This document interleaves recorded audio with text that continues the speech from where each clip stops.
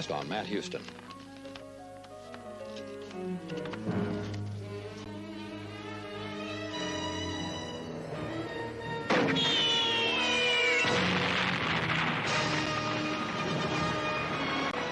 Choppers, I'm gonna get some help, all right? Just save yourself.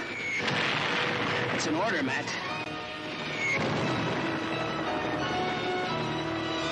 Hey! My cousin! He's been hit! Come on, you gotta help me!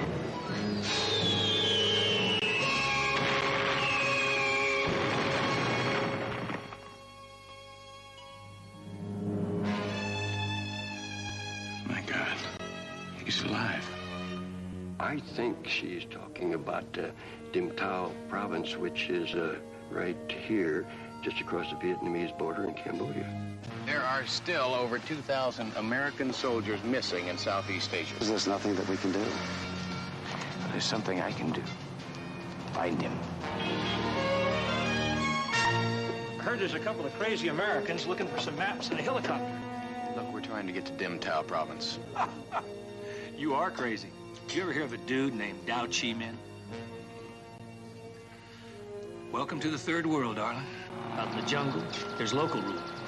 Warlords whose ancestors have owned the territories for centuries. Warlords like Dao Chi. And he owns Dim Tao province. Has his own private army in there. Lives like a prince and controls all the opium that comes out of the region. Hey, and there's the warlord himself. We'll get Will out of here, Houston. If he's still alive.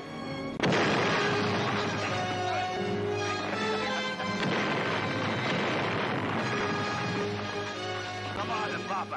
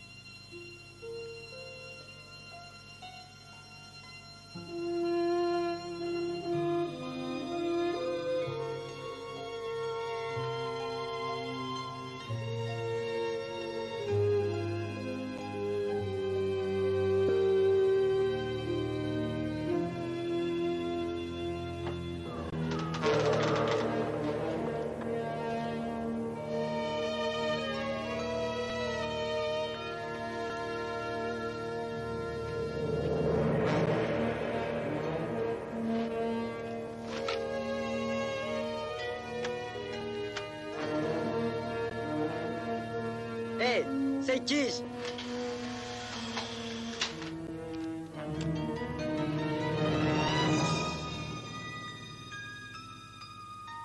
He does not look as though he's worth millions of American dollars. Looks can be deceiving.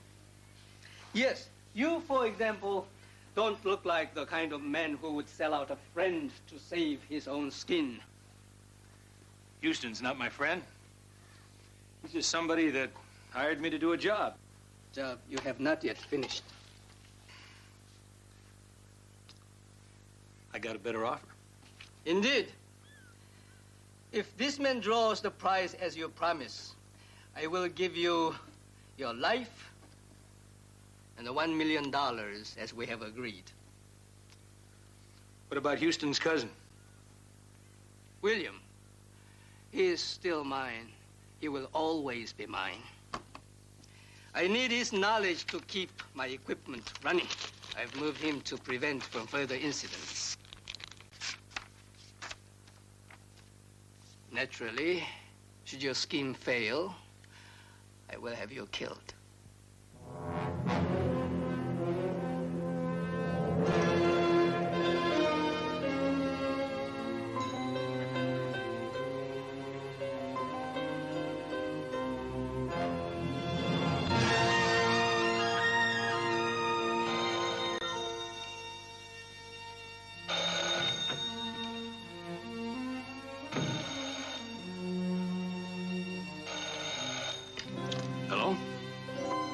boy at CJ.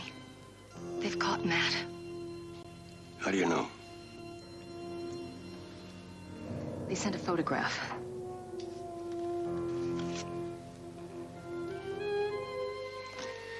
They're holding him. And they say that they want $10 million in the next 48 hours. Or they're going to execute him.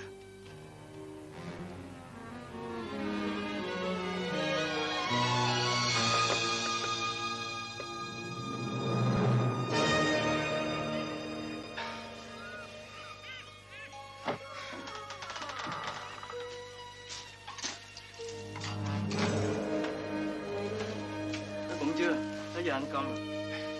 Bữa nay ăn có bánh mì, ăn cơm. Đây, ăn đi. Where is he?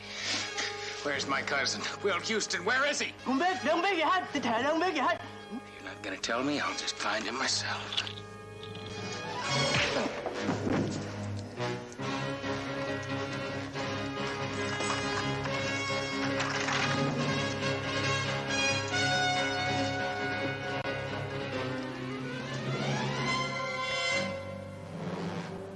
Can't let you do it. Well done, Mr. McKay. Protecting your investment. You double-crossed me.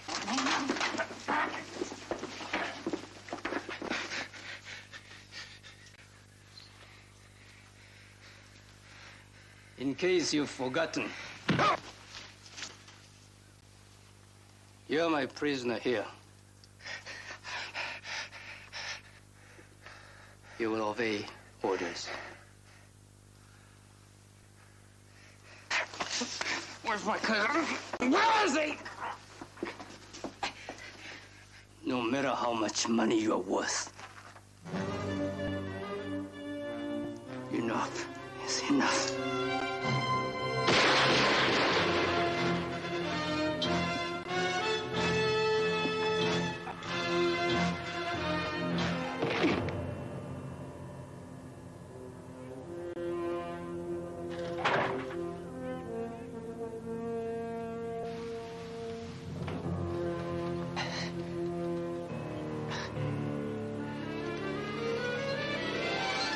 Looks like the Texas Terriers are in real trouble this time, huh, cuz?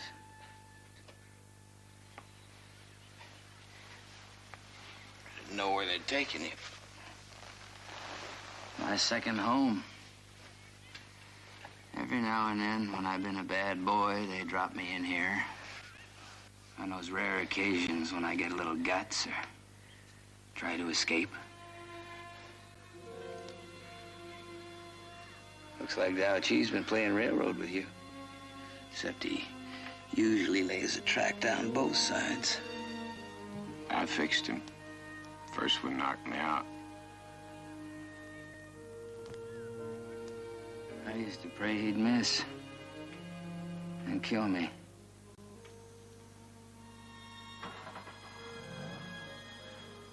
You know, I thought you died in that explosion 12 years ago.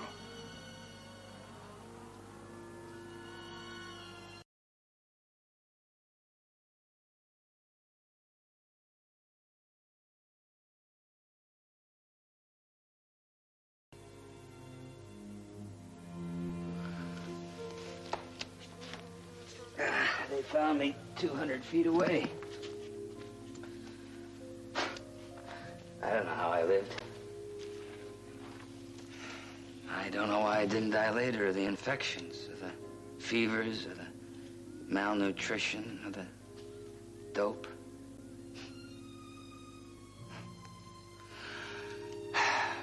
They put me in a government prison for a while with a lot of other Americans. And then they told us the war was over. I couldn't believe that my country would pull out while I was still a POW. None of us could. So, then I was sold to this warlord, Dow Chi.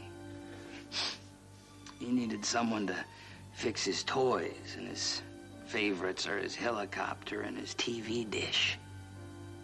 And both of them are always breaking down, so they told him that I could keep them running good, like a nice little slave,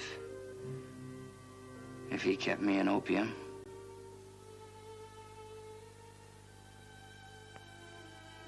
I've been a junkie off and on for years. Some guys were killed after Saigon fell. Some killed themselves. Will Houston just checked out. Just floated away. You did what you had to survive. Oh, yeah. Yeah. Once, I got away clean. I was gone for 3 days. And I came back. God help me. I came back.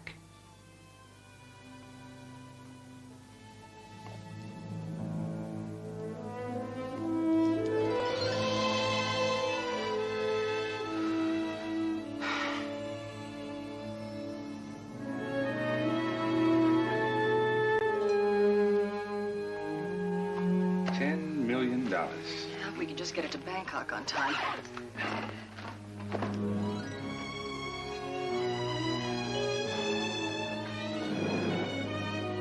I think we'd better have a chat, Miss Parsons. Is tomorrow soon enough?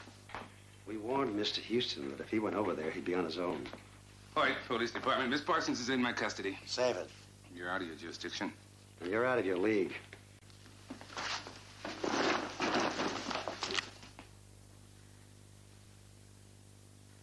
You can't do this. I have to. Don't you think I understand how you feel? Why you're doing what you're doing? Now, you try to understand why I have to do what I'm doing. You detain me, I'll file enough civil suits to double the national debt. You're violating my constitutional rights, Decker. Yes, probably. Your government will apologize profusely, of course. Then the federal courts will throw it out, and in the meantime, I will have done what I had to do, which is to prevent you from paying ransom to a hostile foreign agent. If we don't get them the money, they're going to kill Houston. I'm sorry. He knew the risks when he went over there.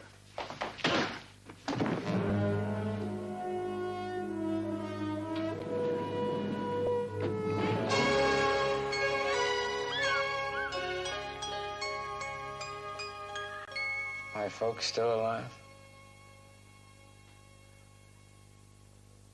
Your dad is. He helped me get here. I kind of thought my mom was gone. I had a dream not so long ago.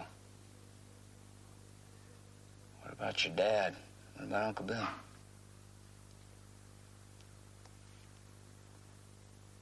I lost him a year ago.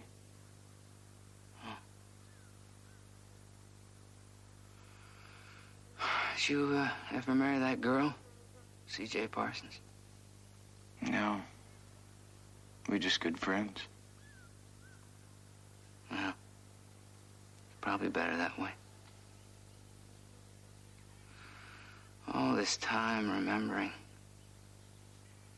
In case I ever got out of here. In case anybody ever came for me. Wondering what was going on in the world and knowing I might never find out.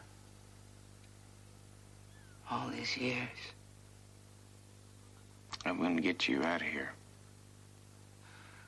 Who won the 72 World Series?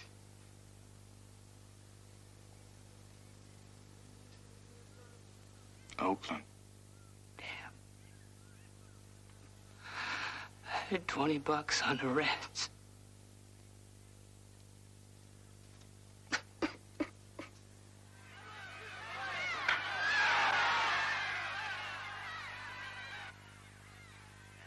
Up McGee, the right fielder. McGee is 2 for 3 today, batting .297 this season. Looks like you're enjoying yourself. That's Hammond warming up. Hey, I'm entitled. Play him today. After all, I've done my part. Hey, I've been thinking. Maybe you could send my money to me in Bangkok. Besides, you don't need me anymore around here.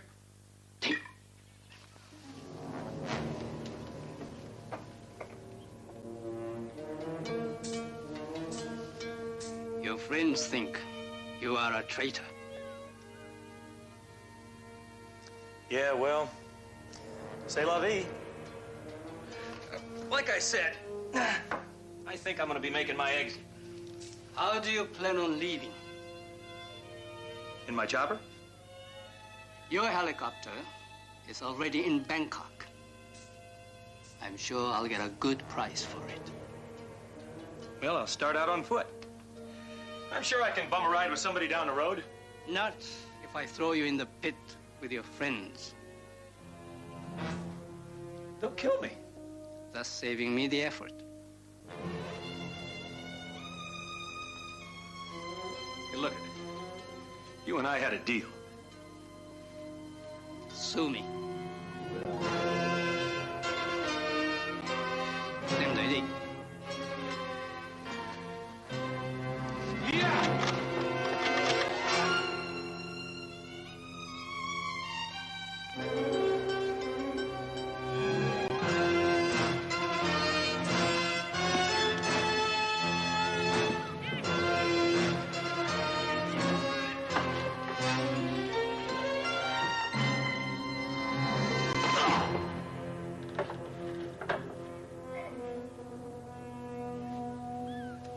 Make yourself at home.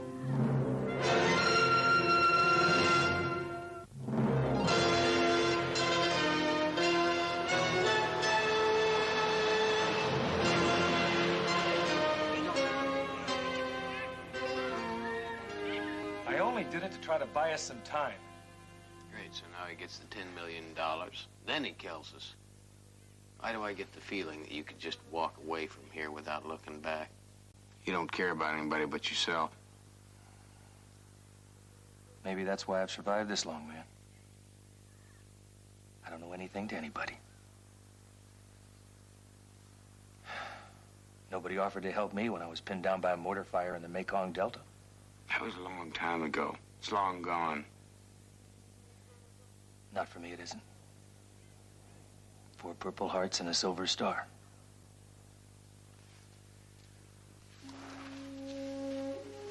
My unit was trapped in a trench by VC. They were cutting us to shreds. I blew away 10 enemy soldiers and held the ground. I was the only one that survived. American hero. Yeah. I gave my soul for my country's war. And when it was all over, everybody just turned their backs and pretended it never happened.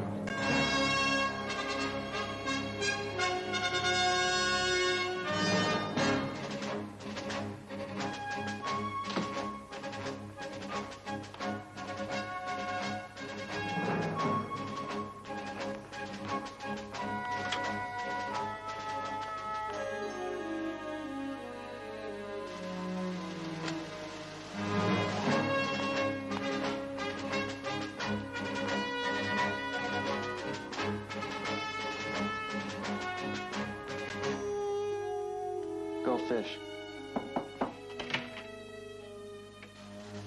I just saw Mr. Decker in the hallway. He wants me to take Miss Parsons downstairs. One of us should go with you. No, he wants you guys to stay here. You can call and check it out. Of course, Decker may not be too happy being pulled out of a meeting to play Simon Says. Miss Parsons?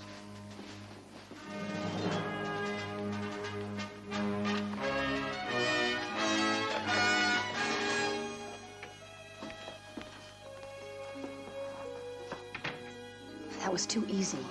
You take it when you can get it.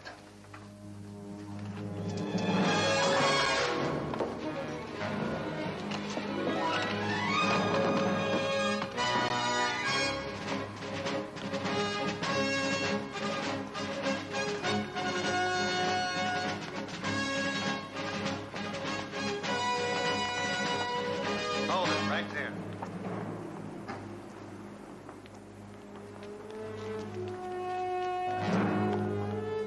I admire your persistence, Miss Parsons. Realize this is liable to get you a supervisory job in traffic division? It was worth the risk. Perhaps. Decker, please. If we can get this money to Bangkok, we might be able to save a life. What is so wrong with that? Nothing. In fact, it's very noble. Unfortunately, nobility doesn't fall within the province of my office.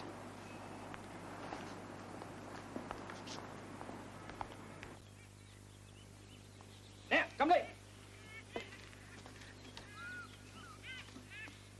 A game. A diversion. Yankee against Yankee. A fight to the death. Oh, you can forget it. The object of this game is freedom. Should you defeat Mr. McKay, both you and your cousin are to be set free. Is that before or after you collect the $10 million? Should McKay win, he is to be set free. Your cousin will grow old and die as my slave. Pick up your pole, Mr. Houston. What if I don't? Ling ding!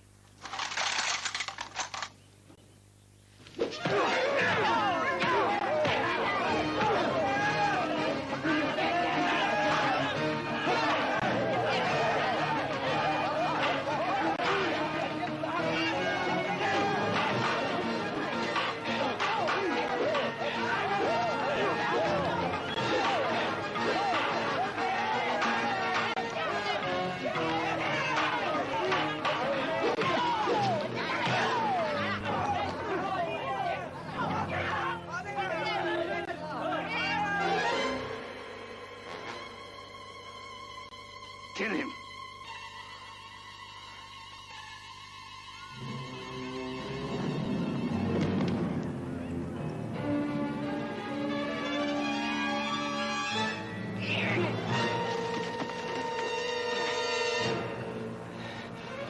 Very brave. Now pray that your people in America send the $10 million. Soon you'll be begging me to let you die.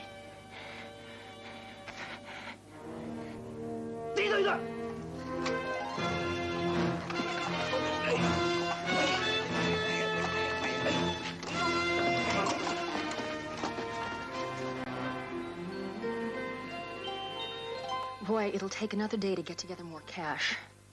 And then a 12-hour flight before it gets to you. We'll be waiting for it, CJ. Stay in touch. All right. Are you all right? No. Roy, your nephew made it through the war in one piece. That's no mean trick. He could be good enough to beat the odds a second time. I don't believe in odds. Or luck. I've still got some contacts in this area. Maybe there's still a few strings I can pull.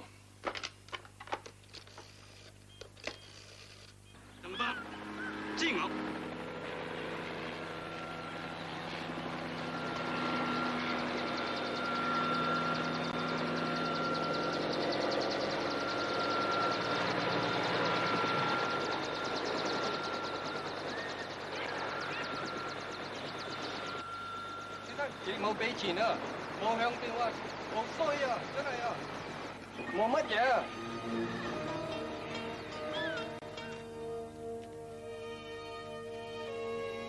Things don't look too good, man. Our friend the warlord just found out that the ransom money didn't arrive.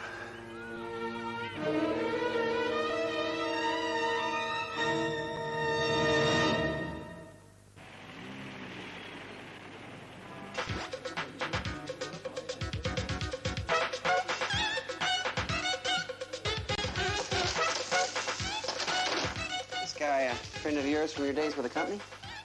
Something like that. Wait, that's Karpov. It's a Russian. If both sides didn't get together and exchange notes now and again, this world would have been blown to cinders a long time ago. Mr. Stevens, have a drink.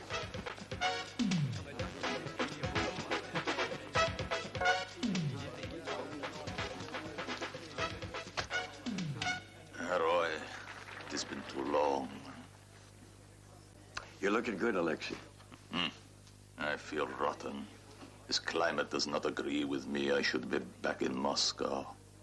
Well, at least they're still letting you work. They retired me. There is work and there is work. All I do now mostly is count bags of rice and meet with idiots. I need your help. So you said on the phone. Your call, by the way, answered a lot of questions. What kind of questions? Why you are here, for instance. You don't think the presence of Roy Houston in Bangkok did not raise a lot of eyebrows in the Kremlin? I have to get my boy and my nephew out of that camp, Alexei. Our friends in this area have no love for the warlord in question. He is, in fact, a boil we'd all like to lance. And you can help me? I have done what you asked. I have already found men you can trust. 2 helicopters and weapons. They'll be ready tomorrow morning. I will meet you at your hotel room at 8 o'clock. And if word of my soft heart should get out. My lips are sealed.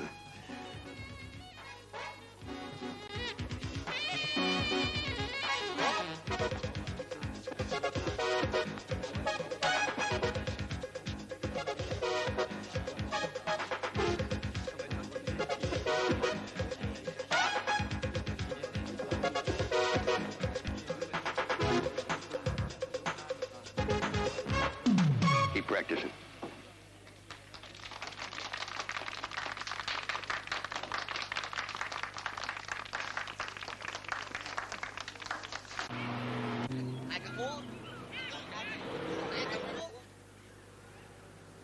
I'm telling you, this warlord don't take disappointment too good. And since he didn't get the $10 million, it's only a matter of time before he sends a firing squad after us.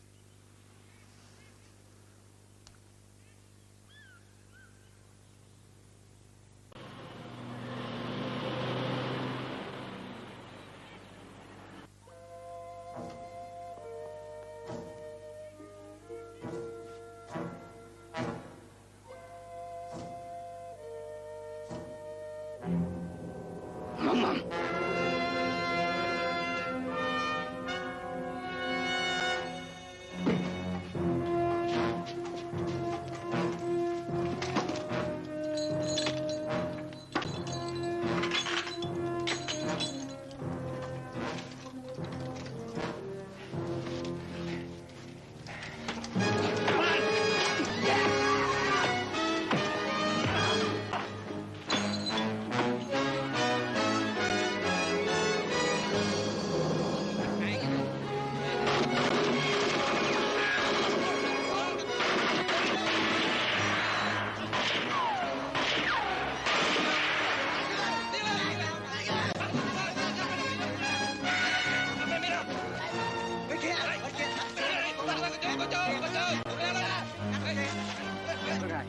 Mấy thằng Mỹ lại trốn ra ngoài, tôi cho chúng nó đuổi theo cả.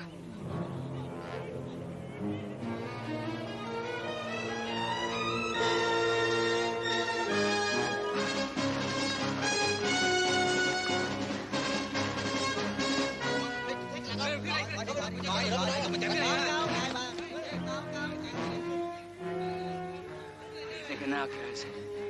We're gonna go out the same way we came in. You're planning on taking the warlord's chopper. Now, going back into that camp is the last place they'd expect us to go. Yeah, well, first we better give them a little diversion, huh? Come on.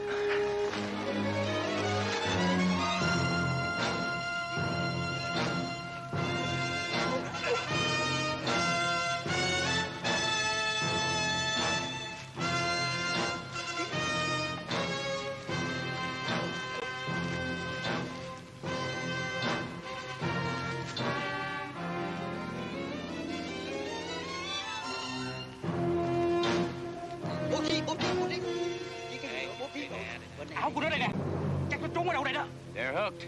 Let's just hope they know we're headed this way.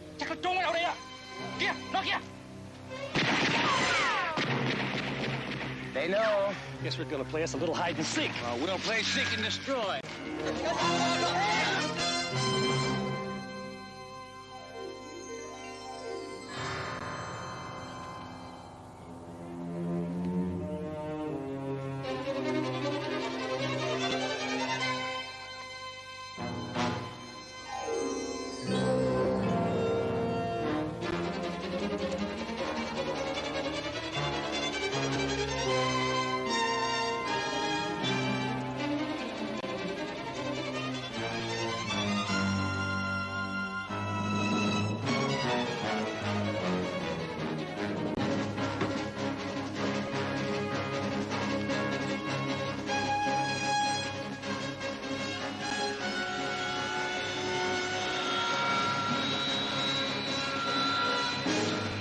Going somewhere, William?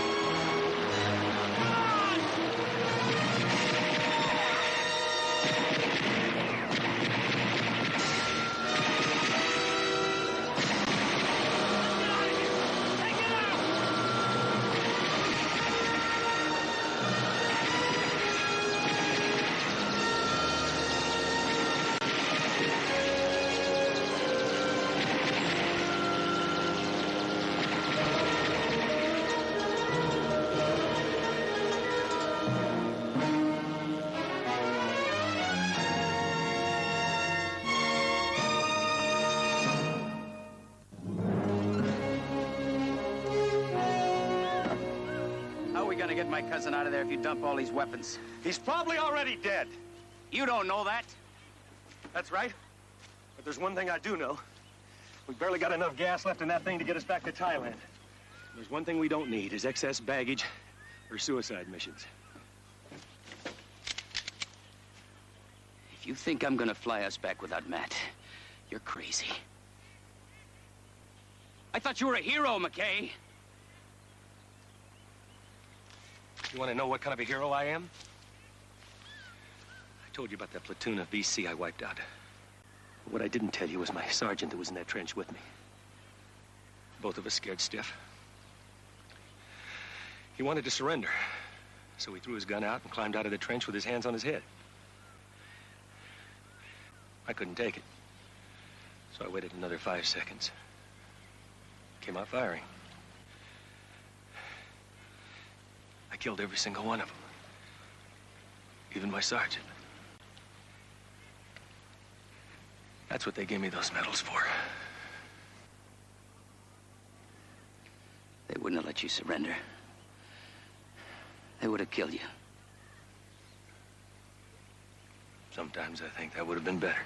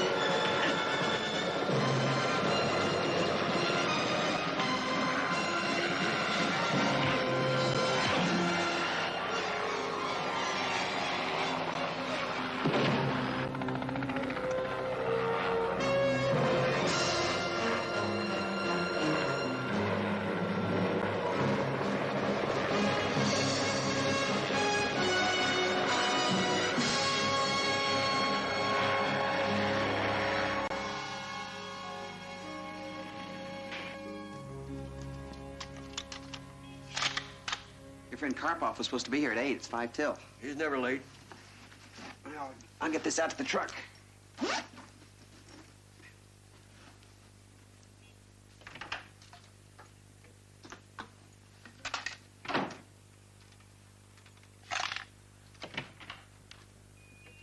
Alexei, you're right on time.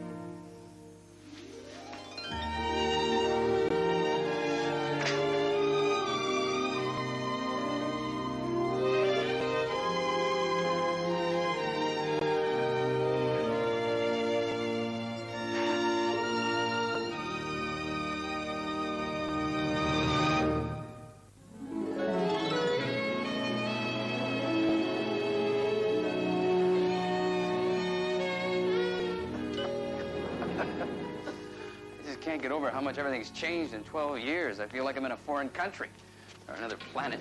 Well, when you see the homemade ice cream that I got waiting for you for dessert, it won't seem so foreign to you. You must have had it 1,000 times while you were growing up. Probably.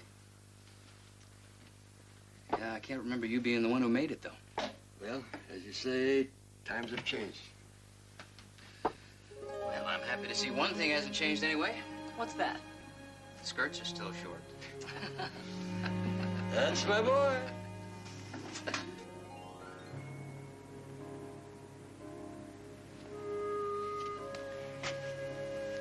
You call your folks? I tried earlier. I dialed a number and my dad answered. I didn't have the nerve.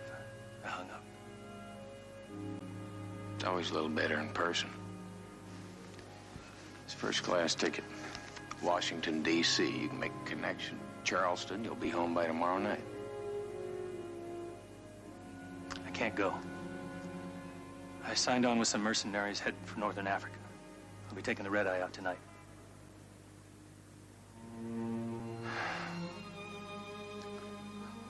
What am I going to do in this country, Matt? Coat and tie? Desk job? Some people can live like that. Yeah, I know. But not me. I'm going back where I belong.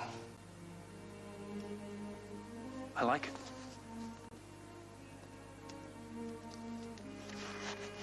I'll call you folks. Hey.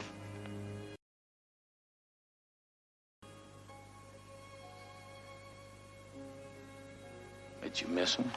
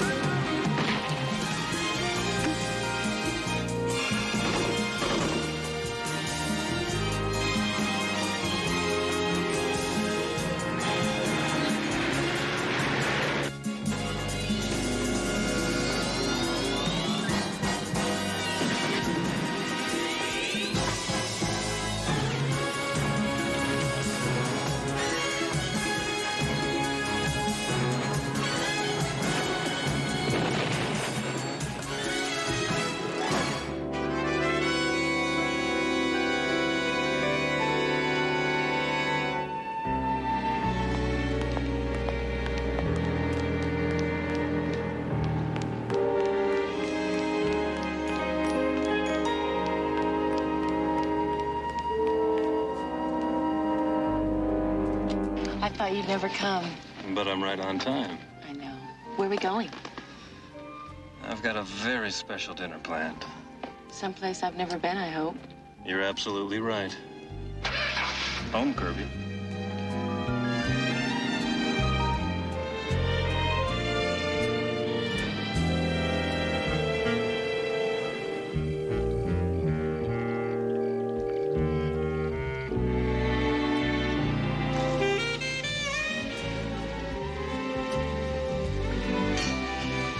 I hope you don't have to do the dishes yourself. No, I gave the staff the night off. They'll be back tomorrow.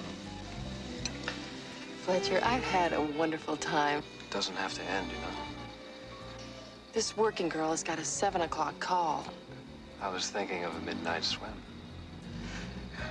But the photographers, they'll get mad. A little more champagne? A little more caviar?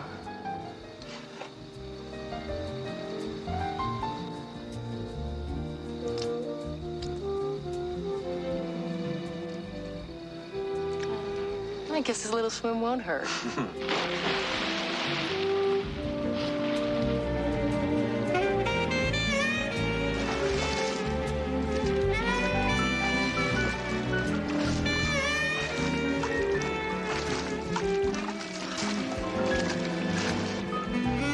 Aren't you coming in?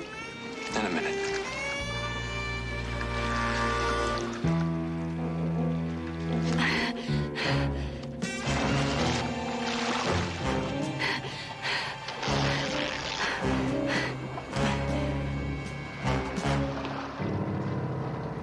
Energy, energy. All right. Wake up. That's it. Light it up. This is fashion. That's it. That's it. Did you get any sleep last night? Wouldn't you like to know? Come on, smile. That's it. All right. All right. Wake up. That's it. Light it up. That's it. Yep.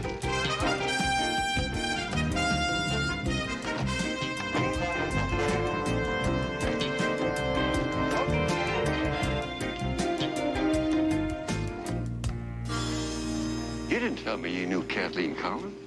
Oh, I didn't think it was important. She was one of the top model agencies in the country. She represents scores of gorgeous women. So? All right. You might arrange an introduction or two. Introduction? Come on, Uncle Roy. All these women are in their early 20s. I noticed. Yes, things are going well. But tomorrow, please send me 2 brunettes. Yeah, you've had it. Kathleen? With blondes. I'll talk to you later. Houston, thanks for coming. Boy. Oh, this is my uncle, Roy Houston. Heard a lot about you. And I've heard a lot about Matt Houston. A private detective, right? Right. Matt, Roy, this is Fletcher Haywood. We're shooting his spring sportswear catalog. Fletcher, if you'll excuse us. Sure.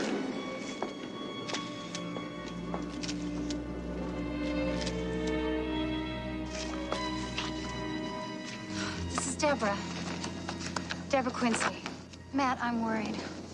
You told us that she was a couple hours late for a photo session. Deborah Quincy's never been late for anything in her life. She's the most reliable girl in the agency. Even reliable people have car problems. Car's in the shop.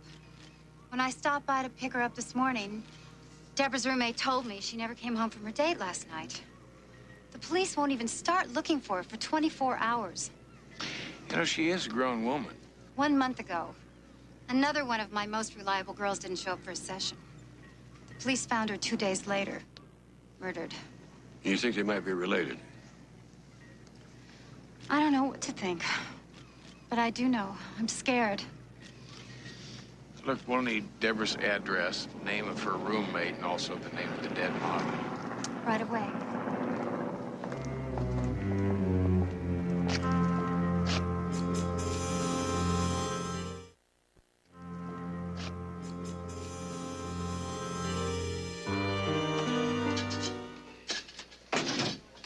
File on the model found dead a month ago. case still open. Name Ann Johnson, age 22. Strangled, body found dumped in an alley. Never found a killer. Any other recent homicides with the same MO? No. I've seen this kind of thing before. It usually follows a pattern. Aren't you jumping to conclusions? Let's hope so. I'll do some digging and see if I can find a link between the two models. I'll have a chat with Deborah Quincy's roommate.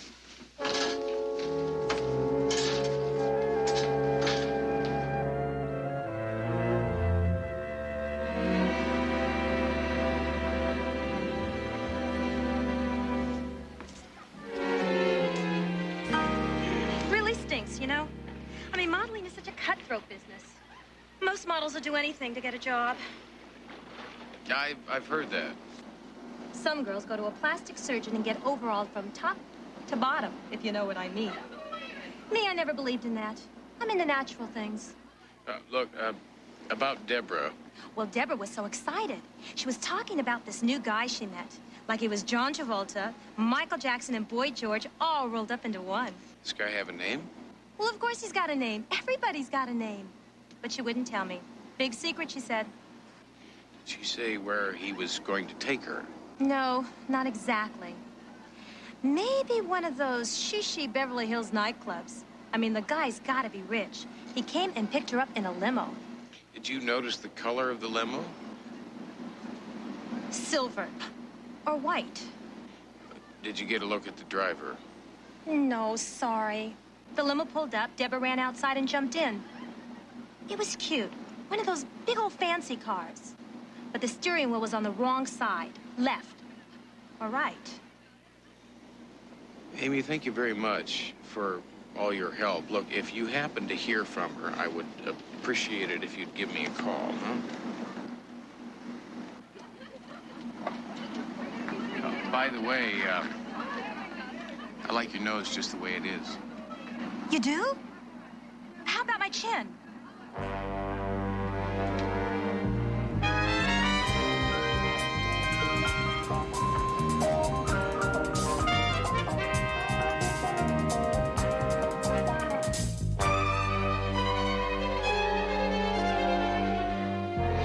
These are the last advertisements Deborah Quincy made. She did a lot of commercials and magazine ads. Ann Johnson, the model found strangled a month ago, also did a lot of commercials and print ads. And let me guess, not the only thing the two have in common. Yes, that will be fine. From hairdressers to clothing stores, they work for a lot of the same photographers and were hired by a lot of the same companies. So this time it's a case of too many common denominators. Houston, I have a call into the DMV to see if they can track down the name of limo companies that are licensed to use foreign or antique cars. It's worth a shot. Houston, Lieutenant Hoyt, line 3.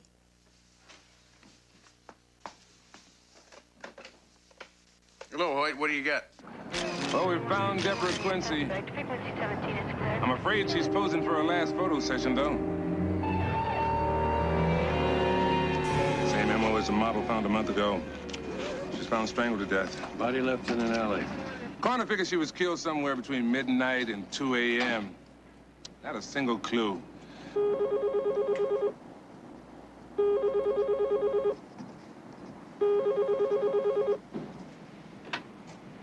Houston. I've located a small limo company that uses right-hand drive Rolls Royces. Wessex Limos Limited. The owner's name, Kirby Andrews.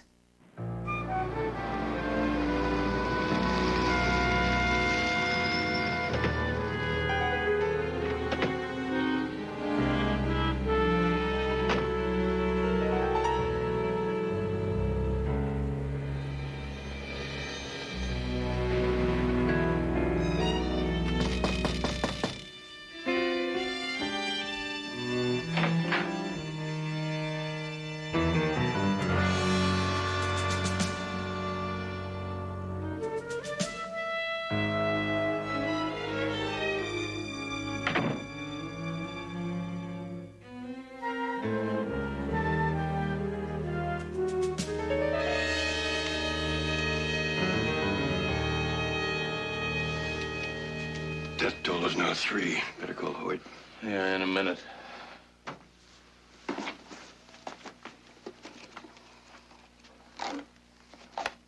Here's today's Roy's appointment page is torn out. There's no way of finding the name of last night's client. That's what the killer's hoping. Credit card receipts. Check for last night. Already doing it, boy.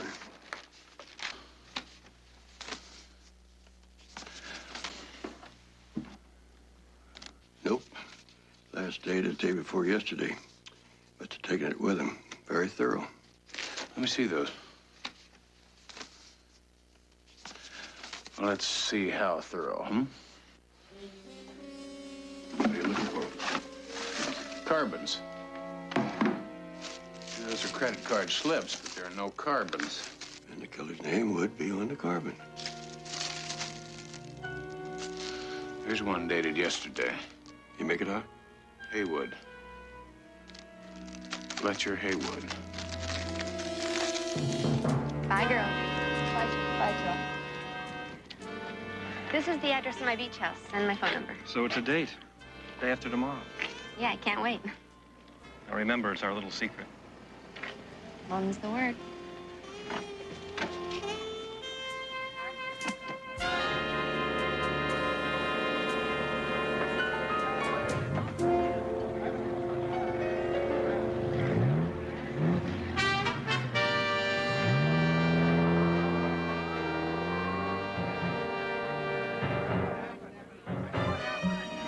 Mr. Haywood?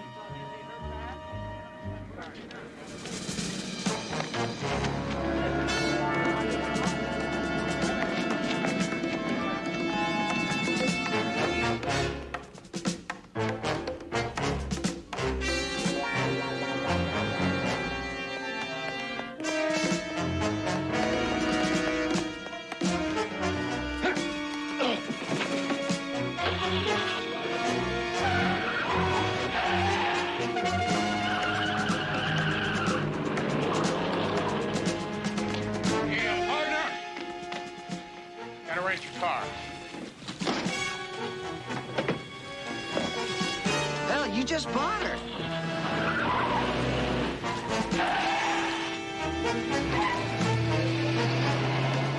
Hey, watch those brakes!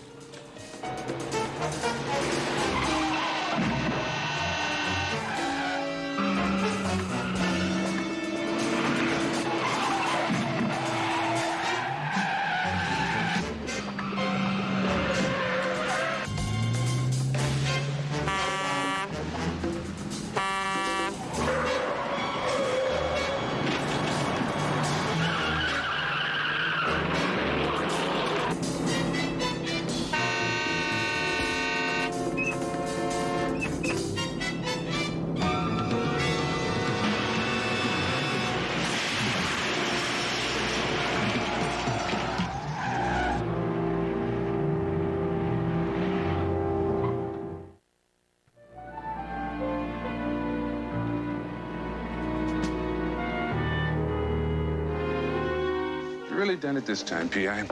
Why don't you ever take on a nice, simple divorce case? Boy, Fletcher Haywood is a murderer. He's also a very wealthy businessman with an even wealthier mama. She gives lots of money to local politicians, calls the governor sweet thing, and to marry anything she pleases. The lady's got a nickname. You know what it is? Yeah, the Iron Maiden. And she didn't get it for pressing clothes for a living. The lady gives a new meaning to the word ruthless.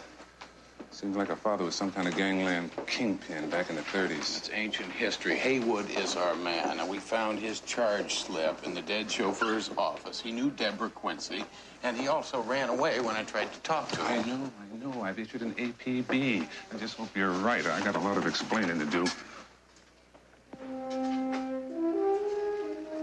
I understand you gentlemen would like to talk to my son. And in our people section tonight, State Senator Rawlings held a reception this evening for Mary Haywood and her son, Fletcher. Mary Haywood, an old friend of the senator's, has pledged to support him in his drive for re-election. This tape is from a Sacramento television station. It was broadcast last night, the same night as the reception.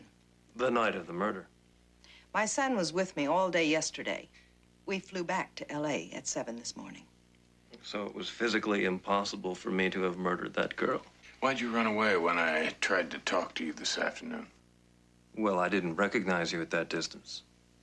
How do you explain your name being on the Wessex limo credit receipt, huh? We've been customers of Wessex Limo for many years. Kirby took us to the airport yesterday morning for our flight to Sacramento. Excuse me, Lieutenant. The story checks out. State Senator Rawlings says he was with them until after 1 o'clock in the morning. Thank you, Officer DiMaggio. Cashier at the hotel in Sacramento remembers Fletcher Haywood checking out this morning. Airline confirms their flight. Flight attendant confirms both Haywoods were on the plane. Mr. Haywood, Mrs. Haywood, please accept my sincerest apologies.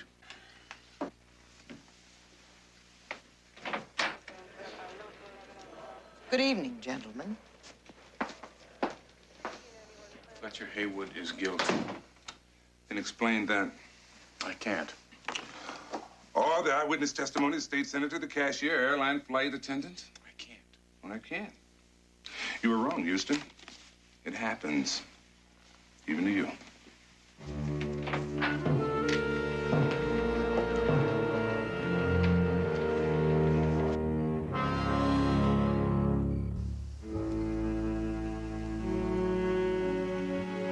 I've sent for Dr. Jacobs in Geneva.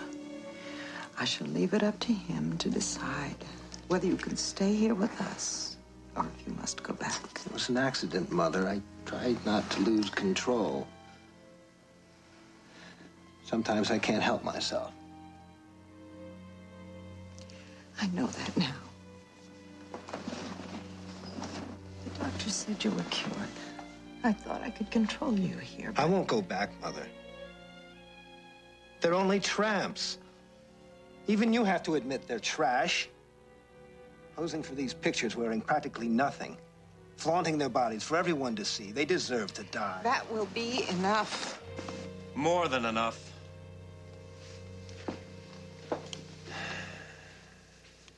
You promised us after the 3 in San Francisco that you'd cease and desist. I've really tried.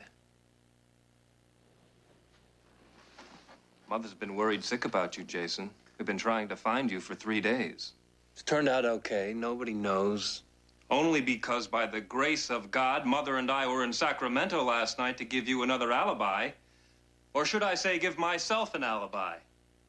Because since Jason's birth was never recorded, if someone slips up and gets caught, it's my neck that's on the line. It's my name that'll be ruined. Such a pretty name it is, too.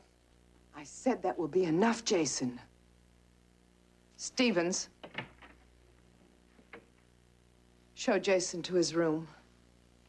We're going to have to keep you under lock and key until Dr. Jacobs arrives. Try to understand, Jason. Yes, Mother.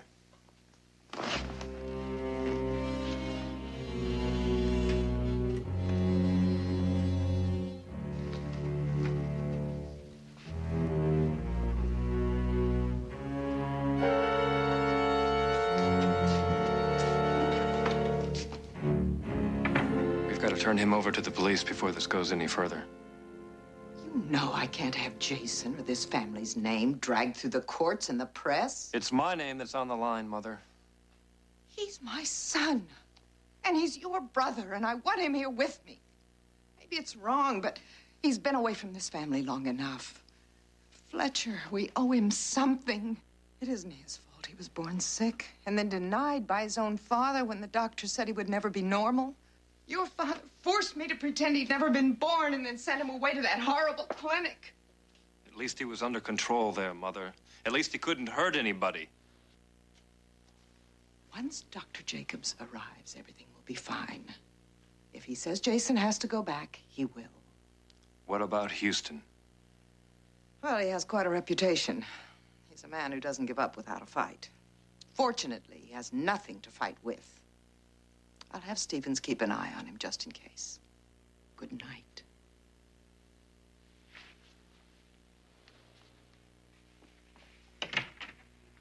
Mary Haywood came from a lot of money, but not the old established kind. You make them an offer they can't refuse kind. Her father was a mobster. Name? Frank Finney. His only child, Mary, married out of the family to a clothing manufacturer. From all reports, it was a good marriage, producing one child, Fletcher. When her husband died, she took over the family business. With a vengeance. word is she's not above using some of her father's contacts to get her way. Now, this is where it gets interesting. The Haywood corporate headquarters were in San Francisco until 3 years ago when they moved everything to Los Angeles. Something else happened in San Francisco 3 years ago, the CoverGirl murders. I remember that. There were 3 models killed over a 6-week period of time, then it suddenly stopped. The killer was never found. 1 week later, Mary and Fletcher Haywood moved to L.A. Need a plane ticket for first thing in the morning. 6:30 early enough? Also need the name of the cop who was in charge of the CoverGirl investigation. I'm already taking care of it, boy. His name is Tony Gwynn. He was forced to retire after he came up empty on the murders. There's some background material.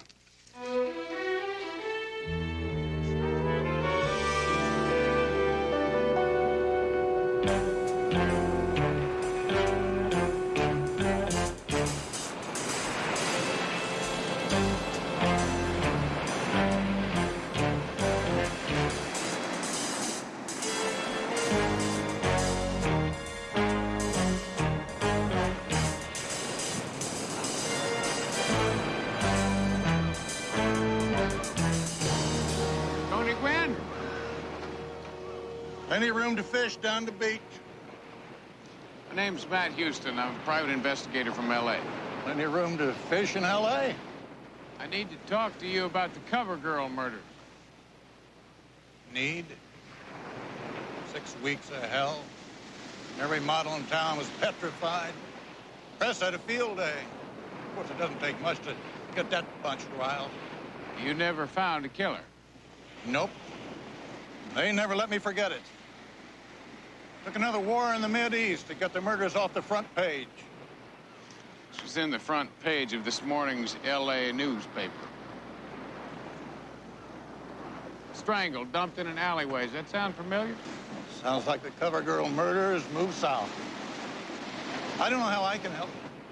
Tell me something. Does the name Fletcher Haywood mean anything to you? It means a lot to me. I'm sure he was the killer. Had myself 2 eyewitnesses, and he knew the victims. He had a perfect alibi. That's right, ironclad. There was no way he could have killed those girls. Except I was convinced that he did. Well, I believe that he killed this model in L.A. But once again, he's got the perfect alibi. History is repeating itself. And not if I have anything to say about it. Will you help me?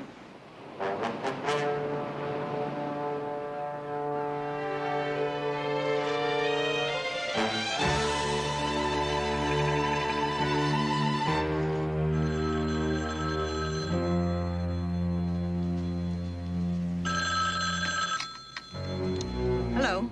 Houston's in San Francisco. He's found Tony Gwynn. Have Mr. Houston killed.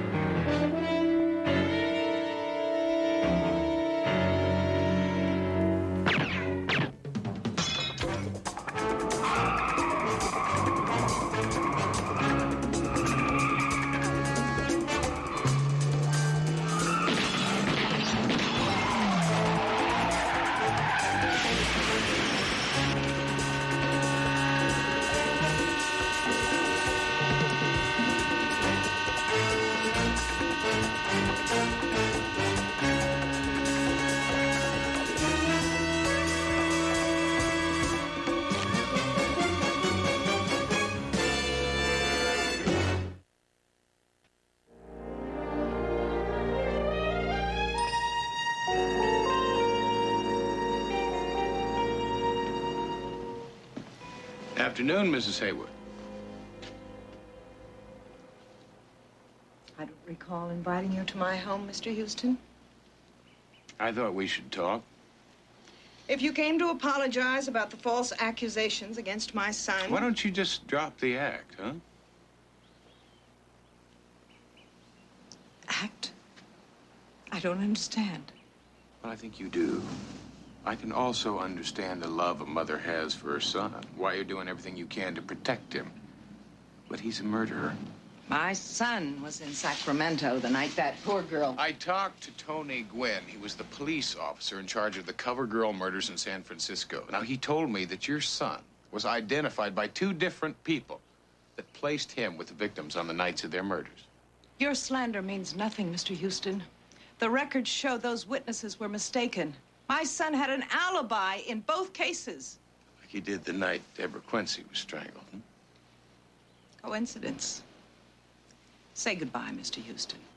I don't know how you arranged the alibis, Mrs. Haywood, but your son's a very sick man. How many women has he killed? How many more women will he kill before you realize he needs help?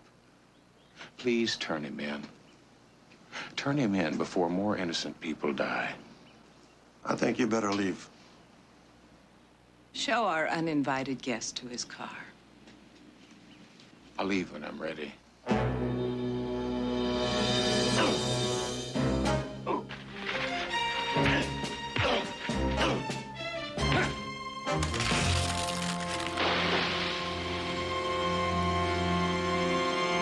Now I'm ready. I'll show myself out.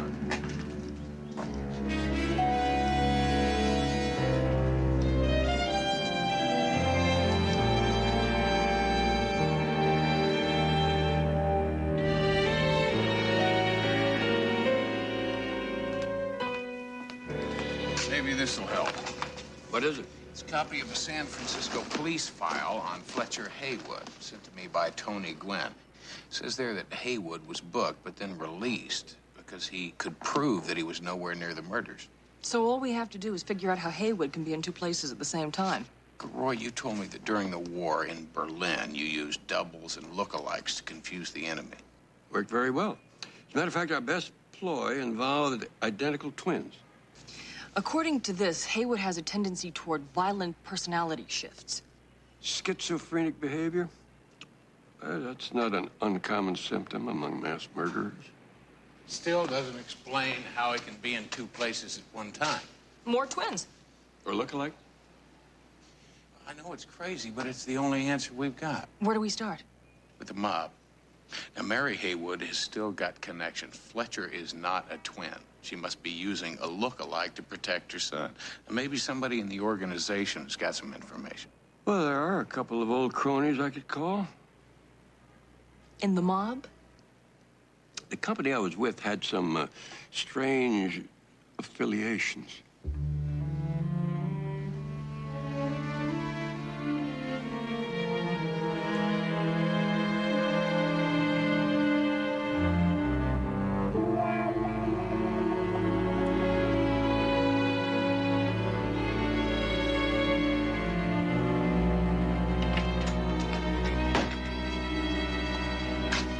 Your lunch, sir.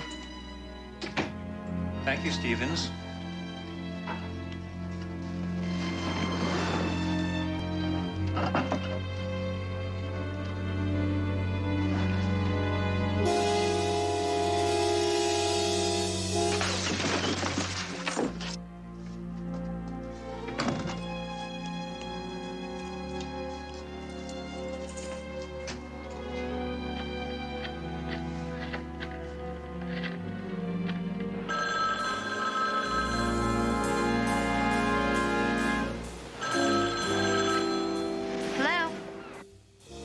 Sunshine. Still got a date? You bet. I've got T-bones and a smooth burger. Oh, careful, girl. You may spoil me. I'm gonna try, Fletcher. I'll see you late this afternoon. About 4. I'll be here. Mother, you don't understand. The point is, Houston is getting too close. He's on to us. We've got to turn Jason over to the authorities. We'll wait for Dr. Jacobs. While I sit and wait to hang for Jason's murders, I don't think so. I will handle it. But it's already gone too far. The subject is closed.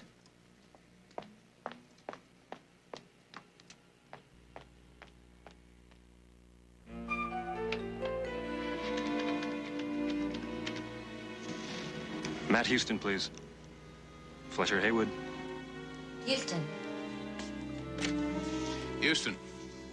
We've got to talk. There's one of my company warehouses at 6th and Ocean. 1 hour.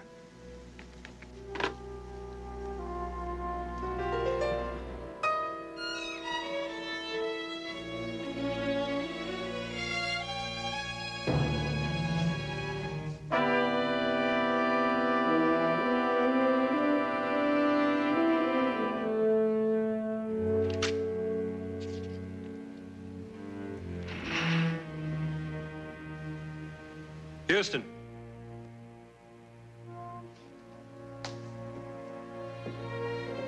Hello, brother dear. I really am disappointed in you, Fletcher. I thought Mother had instilled the importance of family loyalty in you.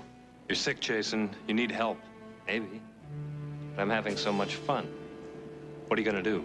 Me? I'm not going to do anything. But you, dear brother, are going to kill yourself.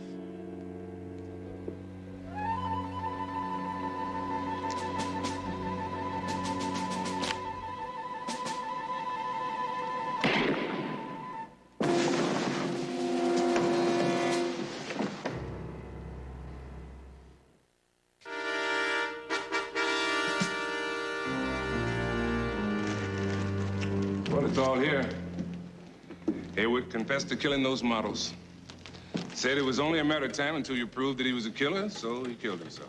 I don't get it. The man calls me on the phone, says he wants to see me, and then he commits suicide. It doesn't make sense. Neither did killing all those women. And what about his ironclad alibis? Houston, you have been trying to convince me for 3 days that Haywood was the killer. Well, now I'm convinced. Well, it still doesn't make sense. All I know is I have a body and a suicide note. As far as I'm concerned, the cover girl killer is dead. Come on. Whoop. Are you getting hungry? Not for food. Why don't we eat a little later? Then I've got a surprise for you. A surprise? Huh? What is it? Tell me. I'll tell you after we eat.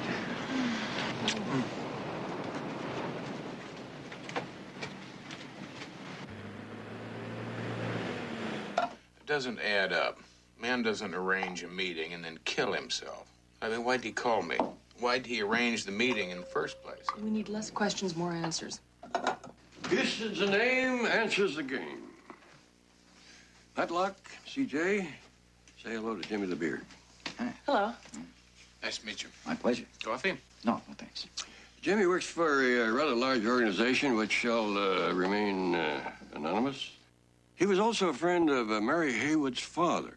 Matter of fact, he worked for him before he was died. Yeah, sweet guy. But he'd rip your lips off if you betrayed him.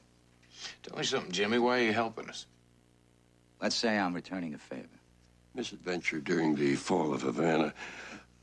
Jimmy has an interesting story to tell about Mary and Fletcher Haywood. I know them both from the old San Francisco days.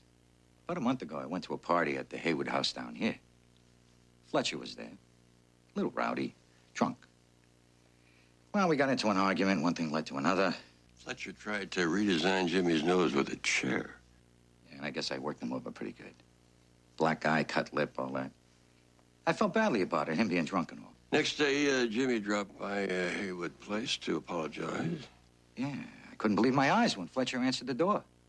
I mean, there wasn't a mark on his face, and it was like two different guys. Now, how in the world would you explain that? Identical twins? That's how Fletcher Haywood could be two places at the same time. All we have to do now is prove it. Now, did you get your hands on that coroner's report? I don't know what you hope to find. This file was sent to us by a retired San Francisco cop. Fletcher Haywood was arrested and booked for the cover girl murders. Then he was released because he had ironclad alibis. But not before he'd been photographed and fingerprinted. I knew it. Take a look at these, Hoyt. Take a look at Haywood's fingerprints there on the coroner's report. Now take a look at San Francisco. They're different. The Fletcher Haywood arrested in San Francisco is not the same Fletcher Haywood lying in the morgue. Which means we still have a killer running loose.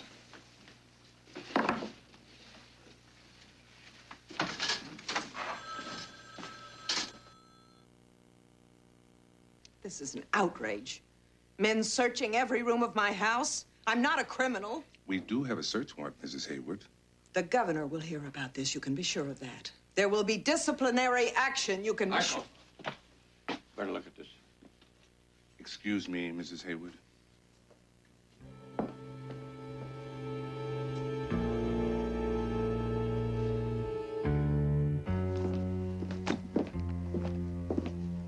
Deborah Quincy, Ann Johnson.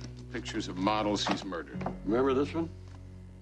Yes, I do. She was talking to Fletcher, or his twin, when we first tracked him down to Marina photo session.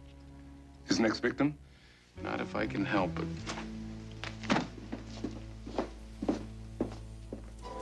Yes, I have it right here.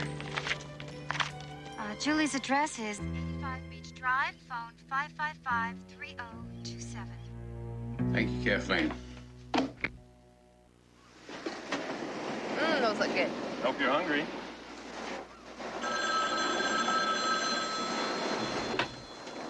Hello? Hey, Julie, my name's Matt.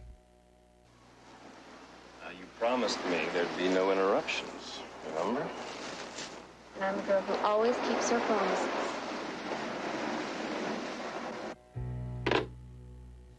You're going to the beach house. I'll radio in and be right behind you. Oh, I'm so full.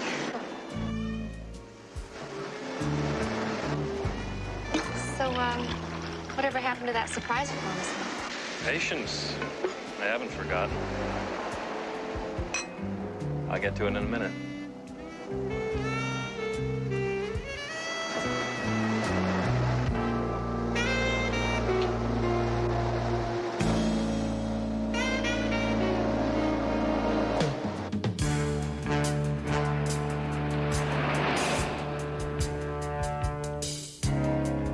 Stop.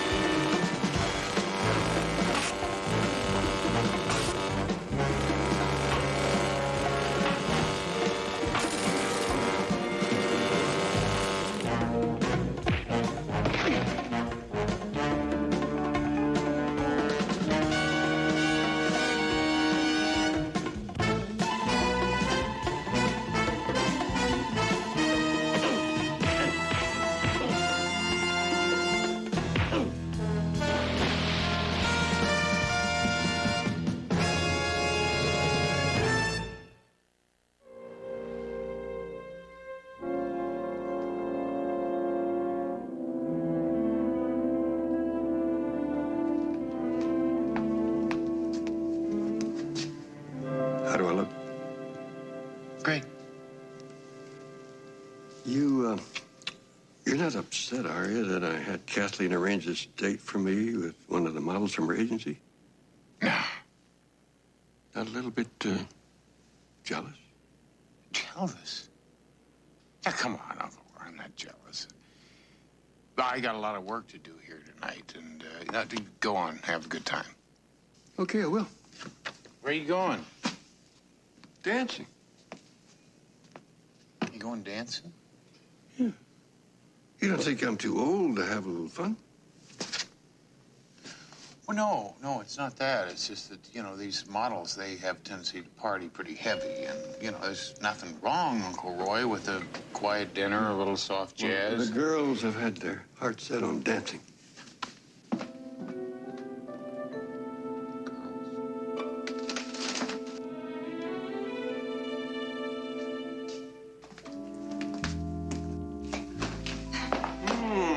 Bonsoir, mademoiselle. Hello, Roy. Enchanté. Well, shall we? Uncle Roy. Oh, Matlock, I want you to meet Beverly Roberts Hello, Matlock. and her daughter Monica. Well, it's a shame that you've got your heart set on working tonight, but... Yeah, Uncle Roy, it's work. I could probably, put it off. No. I wouldn't think of being the party to keep you from business. So, don't wait up for us.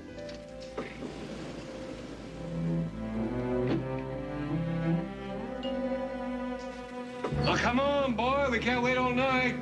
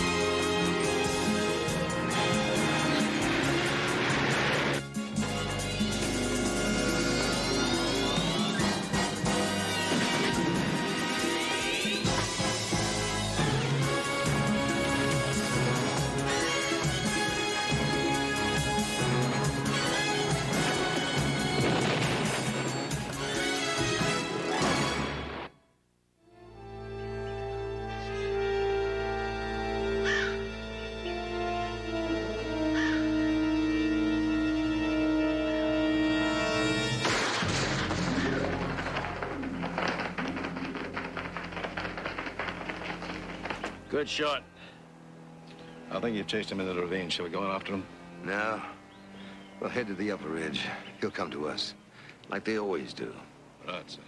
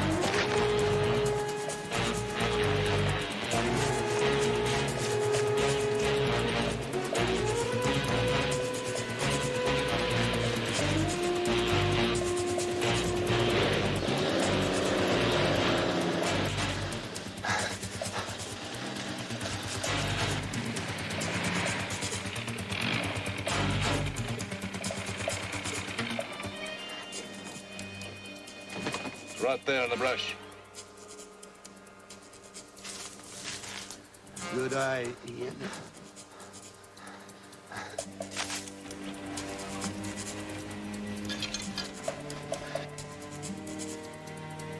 I hope Mr. Adams is smarter than that.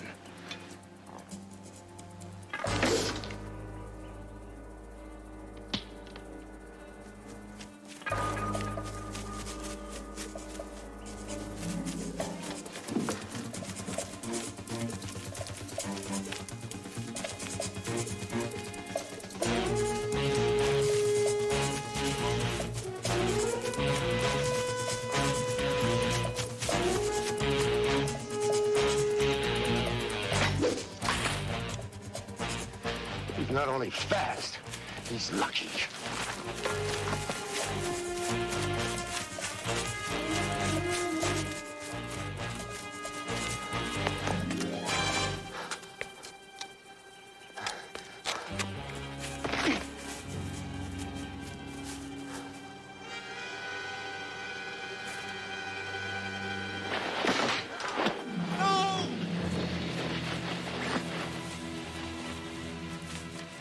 Hey, you are really very good.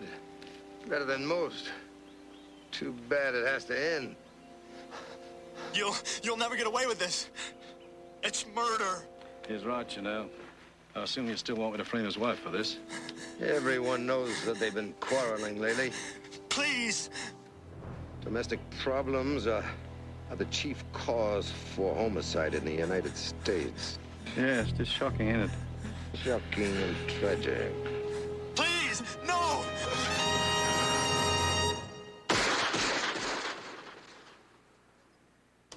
Nice backhand. Well, I'm just getting warmed up. For what? Well, I thought maybe we'd work a little. I see you've got a court reserved for us.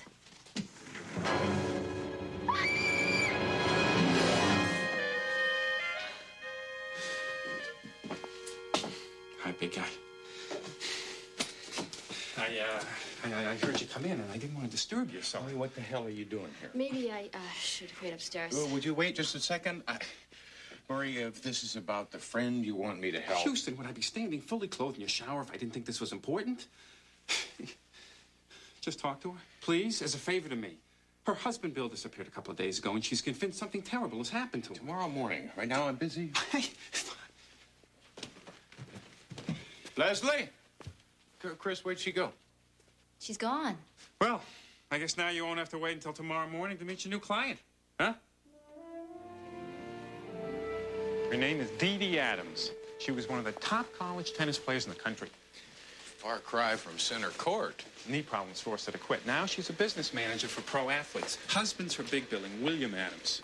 He's also a tennis player. I recognize the name. They met in college. Dee Dee's been managing his career ever since. Got him into the pro circuit, paid his bills for the tour, pushed him into the right circles. He won a couple of important tournaments recently. It looked like things were just starting to break for them. A couple of days ago, he disappeared. Murray, if this turns out to be one of those cases of who's been sleeping with who... Oh, no. No way. This one's got foul play written all over it. Trust me. I understand the deal. I'm not just Bill's wife, I'm also his agent. I know we agreed Bill would be in the tournament, but have you ever tried playing on a pulled hamstring? Well, you should try it sometime. I have got to quit making these excuses for him. Any word from Bill? Nothing. Just like a little boy. If you don't keep your eye on him, he gets into all kinds of trouble. Somebody who plays tennis as well as he does, you'd think that he'd have his act together enough. Murray, where is he? Everything is going to be all right. Dee Dee, I brought my friend. I'm sorry. The detective. Houston, right? Right. Nice to meet you. Okay, have you spoken to the police about this? Oh, yes. I've filled out all the forms. Name, age, description, last seen at. But do you know how many missing persons they're looking for at any given time? Desk sergeant handed me a file 3 inches thick. Dee Dee, I'm going to have to ask you a question. Are you sure that your husband didn't leave by choice? Absolutely not. The police asked me that same question. What is this? Everyone thinks he ran out on me.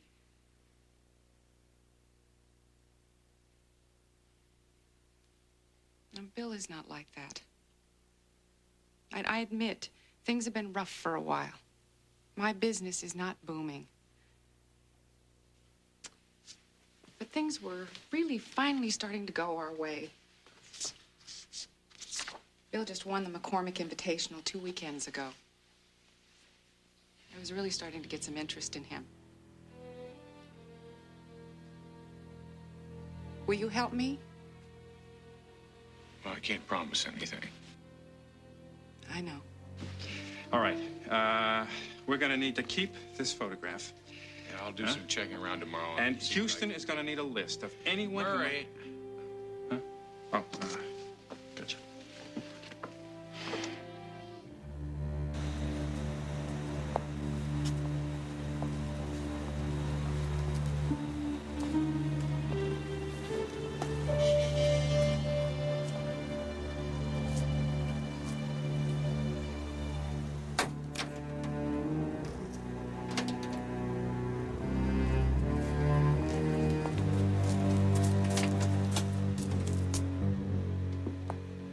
You're gonna need to start somewhere. I would suggest Bill's club, the Cliffwood Country Club. He works out there almost every day, or at least he used to. We don't know for sure that anything's happened to him. This is gonna sound corny, but whatever business difficulties Bill and I may be having, we have never, ever let that interfere with the fact that we love each other very much. And he would not leave without saying anything to me. If anyone can find him, it's Houston.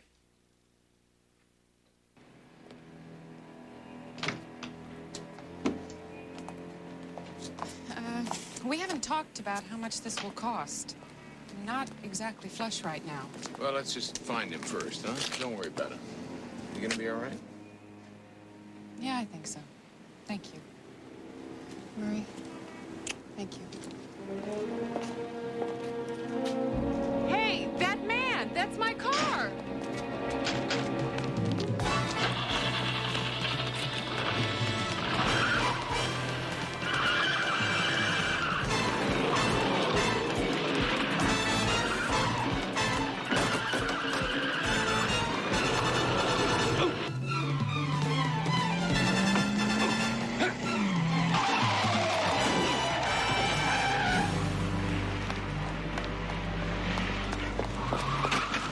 You all right? Yeah, I think so. Some people ought to have their licenses taken away.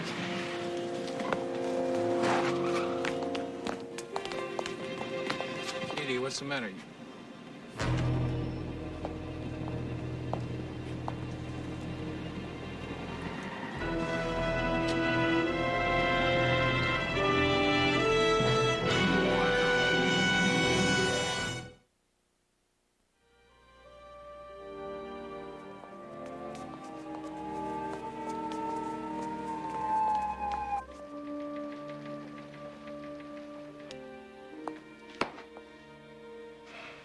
We've been up all night, Mrs. Adams. You sure you want to take this lie detector's test? I do. Okay. I want you to lie to this next question just to set a pattern. Is your name Dee Dee Adams? No. Did you lie to that question? Yes.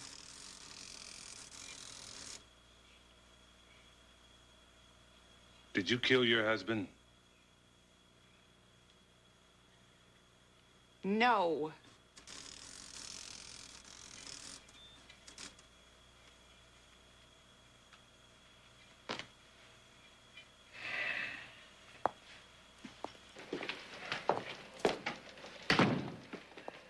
Hoyt! I don't have to talk to anyone except Dee Dee Adams' lawyer. You're looking at her. How did she do, Hoyt? You know as well as I do that lie detectors are inadmissible in a court of law. How did she do? She passed. And you're still holding her? Of course we're holding her. We caught her red-handed with the body. No, you caught her red-handed. I saw a guy standing at the trunk of her car, Hoyt. Did you see him put something in? No. He was stealing something, got caught in the act, and started to run. He tried to kill me. Since when does a two-bit crook have a conscience? He probably saw the body and he just wanted to get the hell out of there. Okay, why would Dee Dee Adams want to murder her husband? Murder for money. Rumor has it that Bill Adams was set to sign a fat contract, commercial sponsor. Now, the Adams have a premarital agreement cutting Dee Dee off from anything that Bill earns in the event of a divorce. That's no motive for murder. They also have a $1 million life insurance policy on Bill, naming Dee Dee as sole beneficiary. Get the picture? Yeah, all except the part where she's carrying her dead husband's body around in her trunk. She probably never had time to ditch it. Now, let's face it, Houston. I have the motive. I found the murder weapon in the trunk of her car, and I have got a body. I don't believe it for a minute.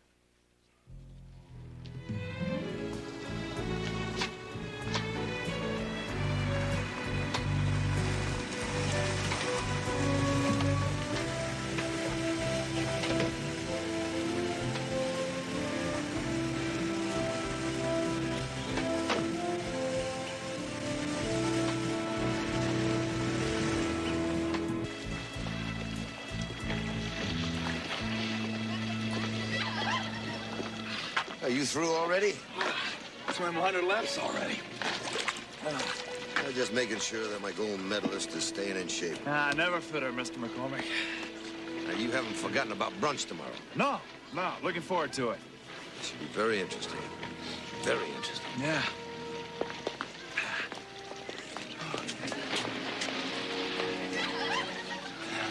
She's time. Nick Gifford?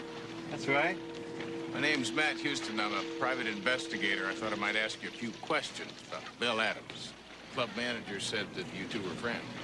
Yeah. Girls, you excuse me 1 second. I'll be right with you. Yeah, we lift weights together, work out sometimes. Why? What's the matter? Well, he was found dead last night, murdered. No. Well, why? Well, the police think his wife, Dee Dee, killed him. Look, is there someplace we can talk? Yeah. Let me put something on. I'll meet you by the clubhouse. Thank you.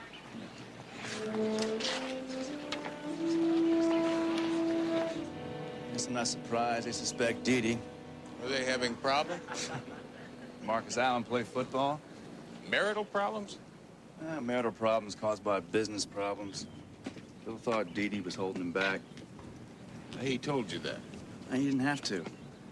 One day he came out here all jazzed up about this mega-dollar sponsorship deal he was getting ready to sign.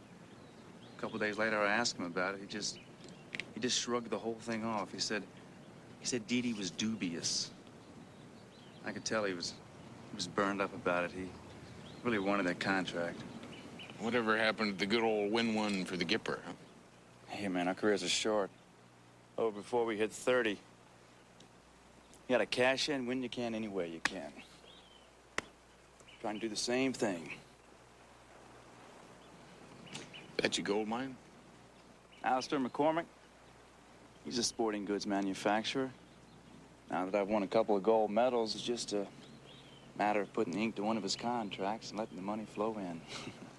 Is McCormick, isn't he the one who sponsored the last tennis tournament that Bill Adams won? That's right. He sponsors a lot of things. So it seems. Yeah. Wouldn't happen to know if he was the one that was trying to sign Bill. Bill wouldn't talk about it. He's afraid to jinx the deal. Afraid to bring him bad luck.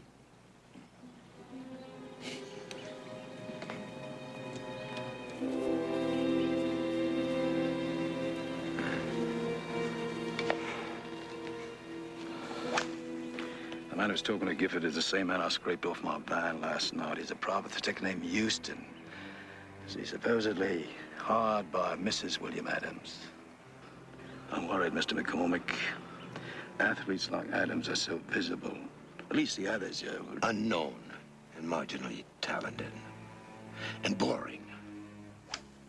Don't you understand? It's more exciting this way. It adds to the sport.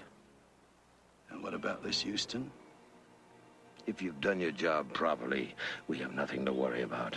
And I trust you're in preparation for Mr. Gifford's tragic accident.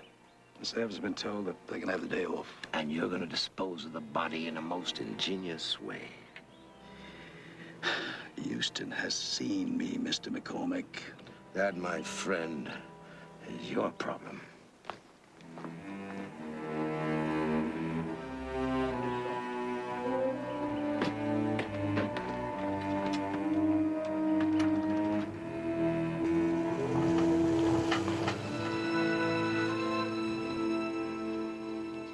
The whole thing is so stupid, really.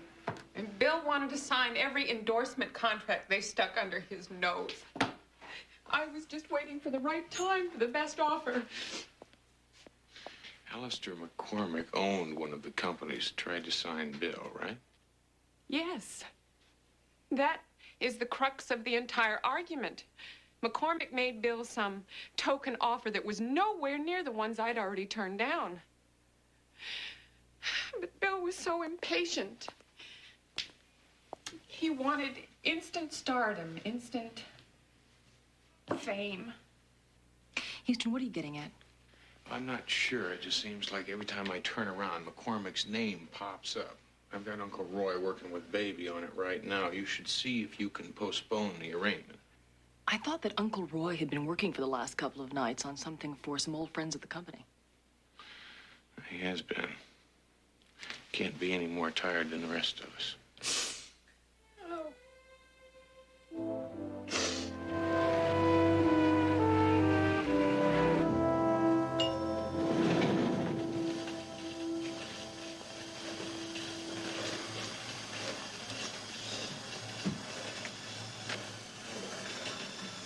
Good timing. Just got my pulse away, too. That's 121 faster than mine. Have you got anything for me? Well, you're not going to like it. Baby must be as tuckered as you look. Oh. Belched up only the essentials on McCormick. Strictly PR stuff. Alistair McCormick, son of a wealthy banking family, disinherited at the age of 17, made his own fortune by the age of 25, then he dropped out of sight. Resurfaced 3 years later, picked up where he left off. Now he owns the largest sporting goods empire in the world. All of which tells us zip. Fortunately, I was with Roy when your call came in. I decided to put the old reliable human mind to work, and I accounted for those 3 mysterious years. His first stop, Africa. For a while, he was the toast of the safari circuit, and then he disappeared without explanation again, and turned into a soldier of fortune for several questionable and revolutionary causes. Searching for the ultimate thrill, always coming up short. Well, maybe not anymore. Who's this other fellow in the picture with him? A guy named Ian Woodruff. He and McCormick met in Zimbabwe. Woodruff's worked for him ever since. Why? Because he's the same man that I saw breaking into Dee Dee Adams' trunk. You better get a hold of Hoyt and let him in on this. Might be enough to get Dee Dee off. In the morning, I think I'll take a little drive out to the McCormick place. See what kind of game he's hunting these days.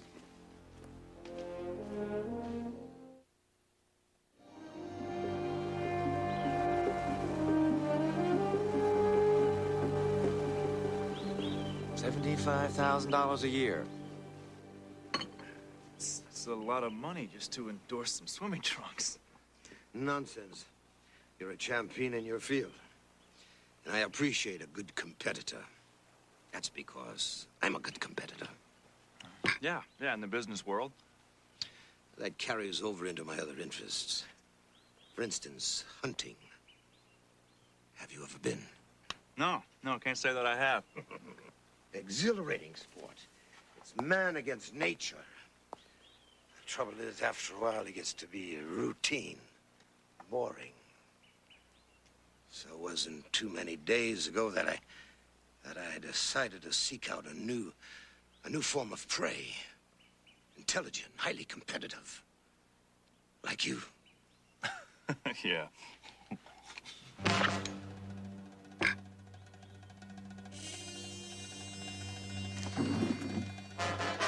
You're insane, man.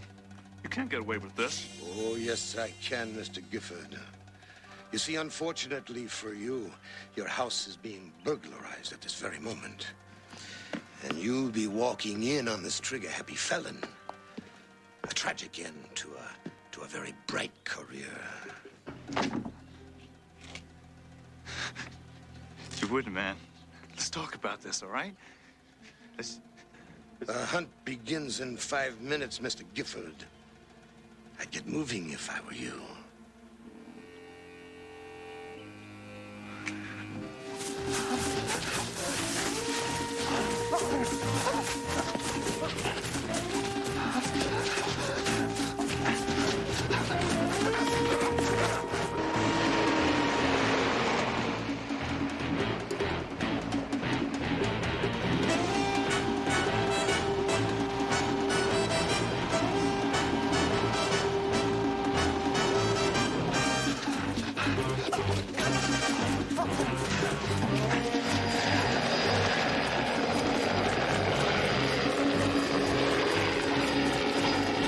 Heading for the trees. You'll have to cut them off.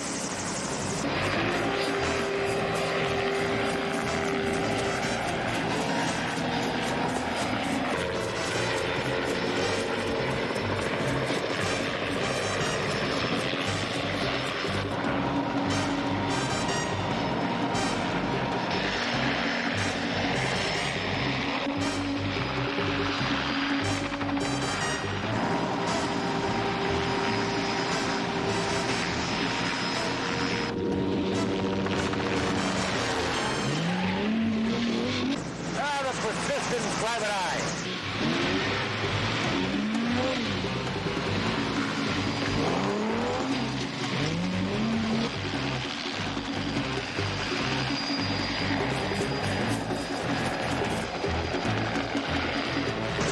I think we've lost our prey. Nonsense. It's bound to pop out onto the road somewhere along here.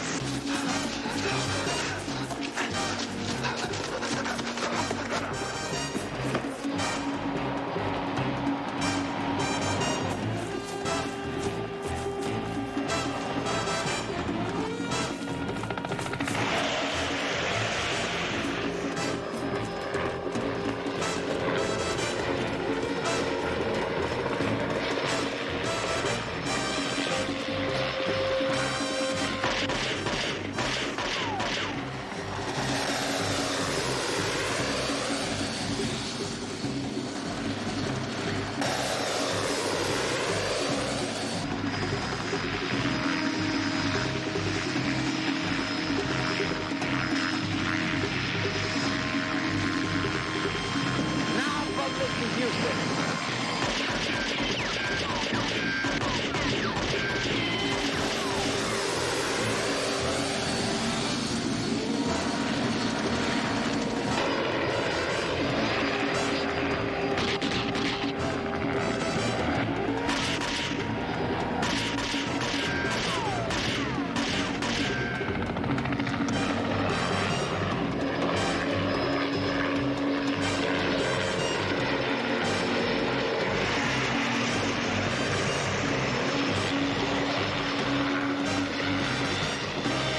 Hold it right here. You're not going to get away.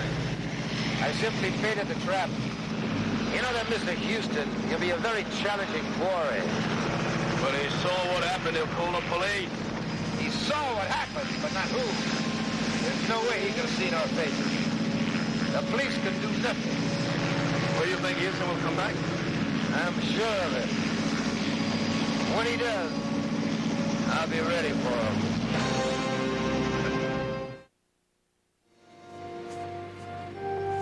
I saw Mick Gifford shot down in cold blood. And I saw Gifford's body in his own apartment. The place had been cleaned out. TV, stereo, everything. Homicide said he must have surprised the thief on his way out, and the thief gave him a bullet in the back as a going-away present. Look, can't you see that he's doing the same thing again? He's just covering his tracks. Off the record, Houston, I believe you. But you got to give me proof. You admit you never seen him.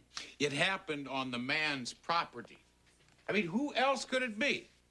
Wait, just before McCormick quit the safari circuit, there were allegations made that he was no longer hunting conventional game. Allegations means never proven. As you said, the man covers his tracks. Look, 3 natives never came back from one of his hunts. On another hunt, a fellow hunter disappeared. Now, that is fact and not allegation.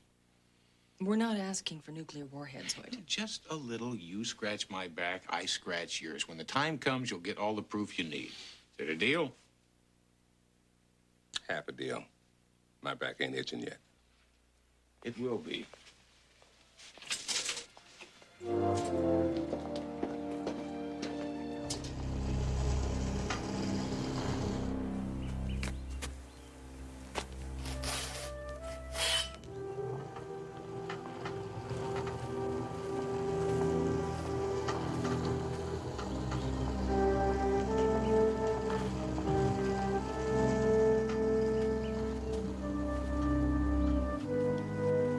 That'll cost you a stroke.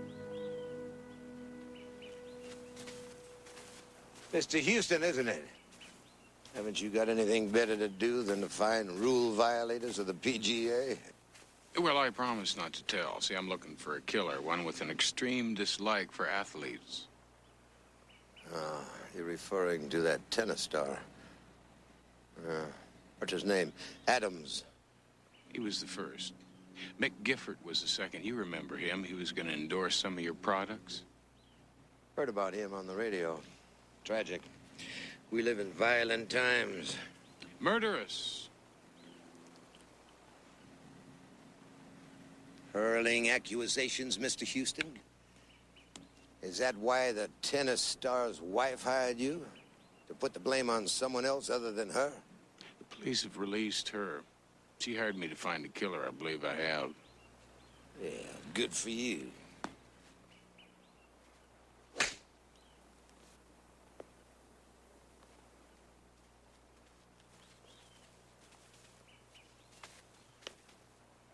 Hell of a recovery. A 2-putt from there and you win. I took a penalty in the rough. Afraid I'll have to hold this out to win.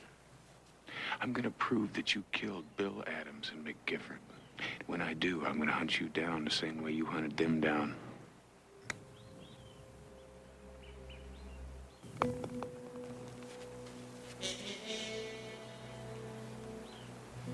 As misguided as you are, I like your style, Mr. Houston. I've got a few intimate friends that are stopping by at 6 for cocktails. Dinner jackets requested. I'd like for you to be there. Maybe I can convince you that you're on the wrong track. Not very private for such a delicate matter. I'll give you time. Promise. I'll see you at 6.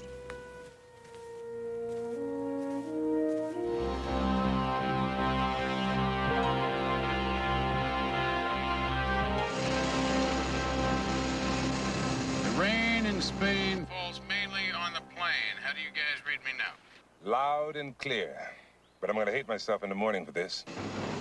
No, in the morning you are going to present to your superiors a tape upon which Alistair McCormick will have confessed to the murders of Bill Adams and Mick Gifford. You'll be their star detective. Not if McCormick becomes a triple murderer while I'm sitting here in my car. Oh, you worry too much. You'd worry if I didn't. Watch your P's and Q's, Matlock. Make sure the host doesn't try to serve you for hors d'oeuvres. So, what happened to all your intimate friends? Well, it appears that I have my signals crossed. They won't be here until tomorrow. At least it gives us time to discuss that delicate subject which you insist on pursuing. Namely, accusing me of murder. Shall we begin with a parry or a thrust? It's not a game. Life is a game, Mr. Houston. A game with very few winners like you and like me. I don't believe we're in the same league. No, perhaps not. I have a greater passion for power. The ability to be able to give and to take. As in human life? Taking of a human life is the ultimate assertion of power. Sounds to me a lot more like cold-blooded murder. Darwin calls it survival of the fittest. This man's a raving lunatic. If that keeps him talking, we got all we need to prove it. Fittest being superior athletes that you lure up here by telling them that they can endorse your products? Apparently, you're not going to be satisfied until I admit to having stalked and killed Mr. Adams and Mr. Gifford. Now, are you? That's for my ears only.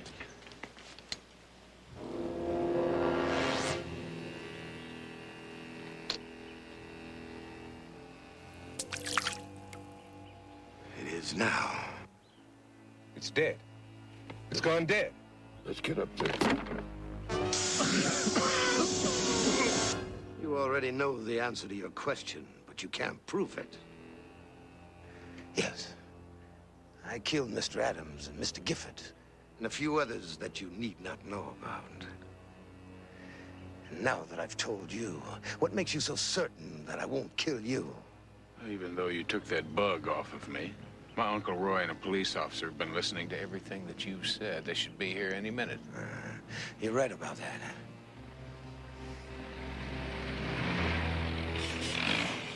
As you can see, I've already dealt with that.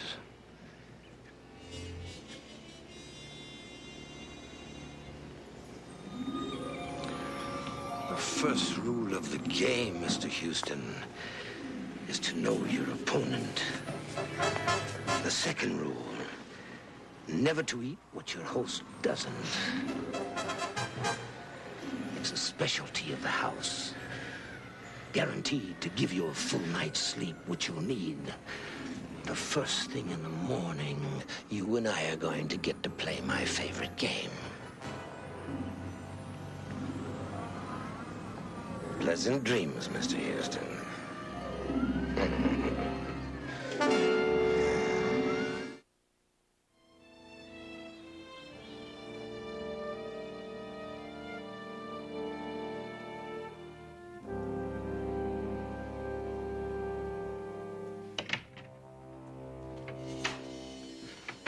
All right, rise and shine. I suggest you put these clothes on.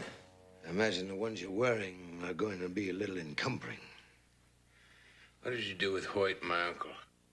Oh, he is taking good care of them. Why don't you just let them go and you can do what you want to with me? I can do what I want with you right now. 10 minutes. Is that enough of a head start? What's that supposed to mean? Well, you came here looking for a killer. I found one. Unless you escape from here, you'll never get a chance to prove it to anyone. Just to show you the kind of a sport I am, I'll even give you this. If you can get off this property alive, I'll confess to all the killings. I'll even let your uncle and the lieutenant go free. What if I don't make it? Well, then, I'll add you to my trophy collection, and I'll place both of them on either side of you. I hope you haven't lost those moves that won you the Heisman. It'd be a shame to make this a quick kill. Don't believe me, I won't disappoint you. Oh, good. Good boy.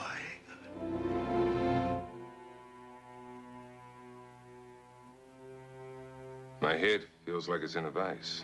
It's a kind of a knockout gas, Michael. We used it on some Peruvian anarchists back in the 60s. Has the same effect.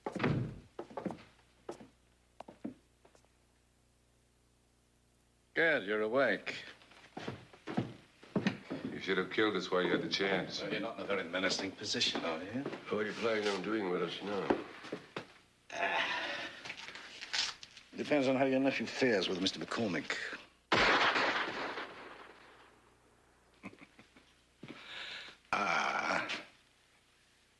It seems the hunt has just begun.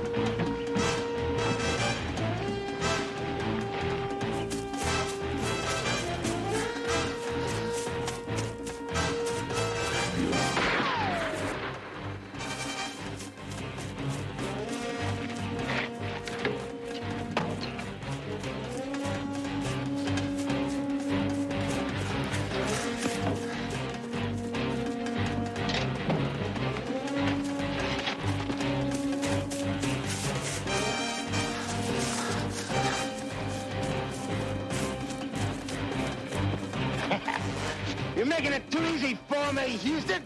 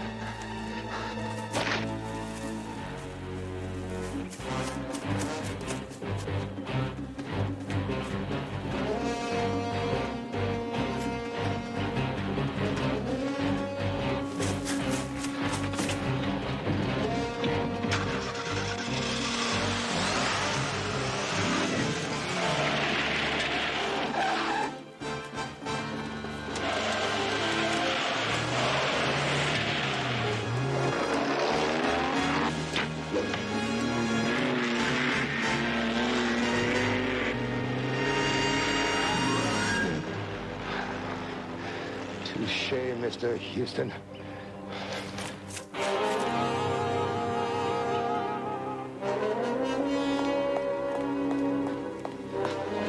Houston, get away.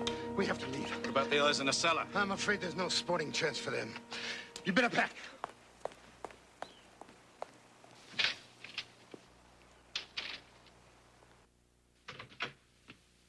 My nephew? He was better than I thought. He eluded me. No point in killing us. He'll be back with the police. I have no intention of killing you. At least not yet. You two will be my insurance to get out of the country. Too late.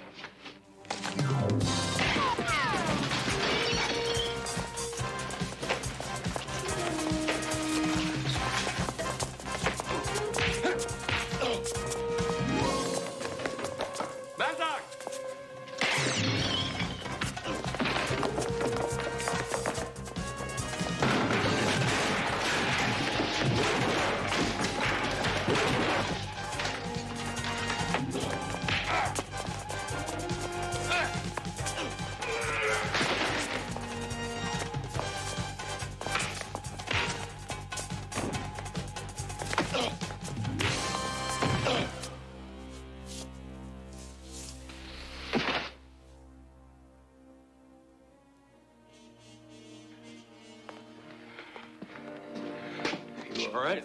Sure, how about you? Well, I think I'll make it. Thanks, Houston.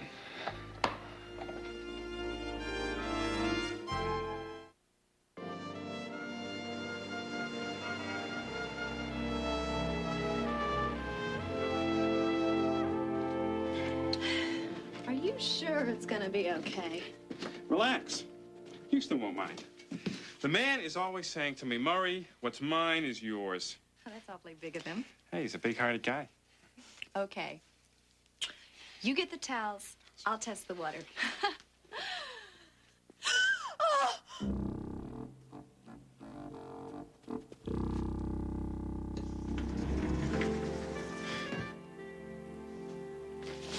You know, Murray, I thought we had an arrangement. I mean, I was supposed to help you with your friend, and you were supposed to help me with all the IRS paperwork.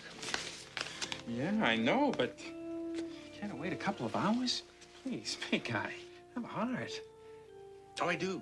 I do. Remember, I'm a big-hearted guy. So I figured, while you're taking care of the paperwork, I'll entertain your friend. But,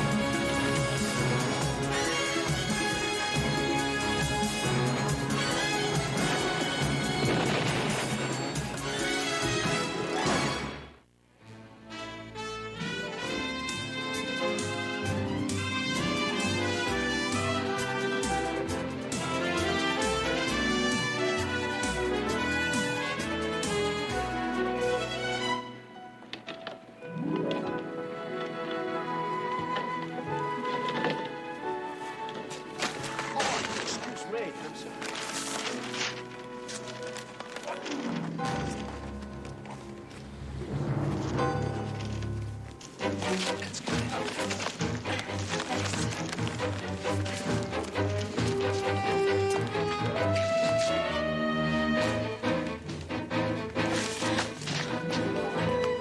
My baby! Where's my baby?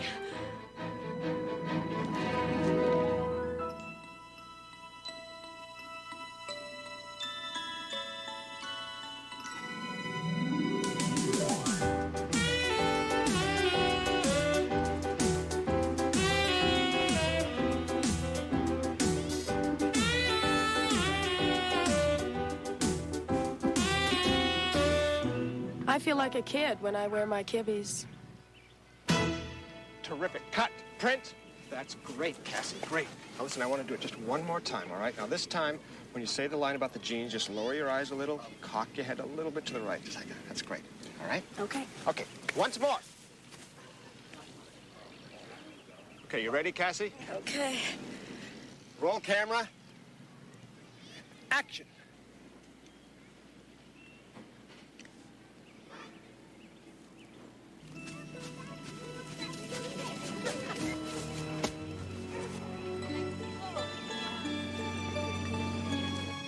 Cassie, what are you doing? Johnny? Johnny!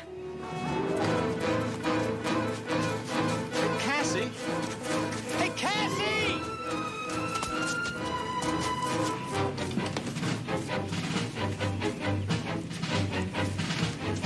Johnny! Johnny! Wait! Wait! That's my son! Wait a minute! Wait! Wait! That's my son! Oh my God! Wait! Wait! Please no! No, lady! Open the door! Hey! Wait! Wait! No! No! Please! That's my son!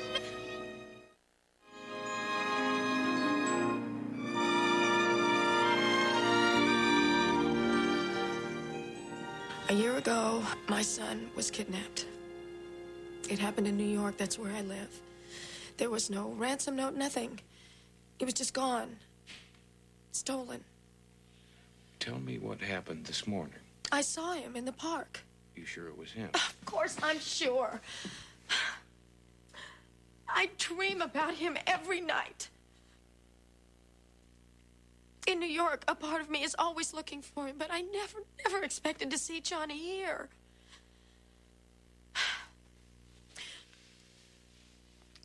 I flew in last night. I had to be on location this morning at 6 o'clock. We were filming a commercial in the park. And I looked up and I saw him. I started to run, but the woman, she put him in the car and drove away. What kind of car? I don't remember. Tell me about the woman. Do you remember what she looked like? Mr. Houston, I don't remember. I didn't see anything but Johnny. Why didn't I notice? I am so stupid. Why didn't I notice? No. All right, just take it easy, huh? That's natural. Don't be so hard on yourself.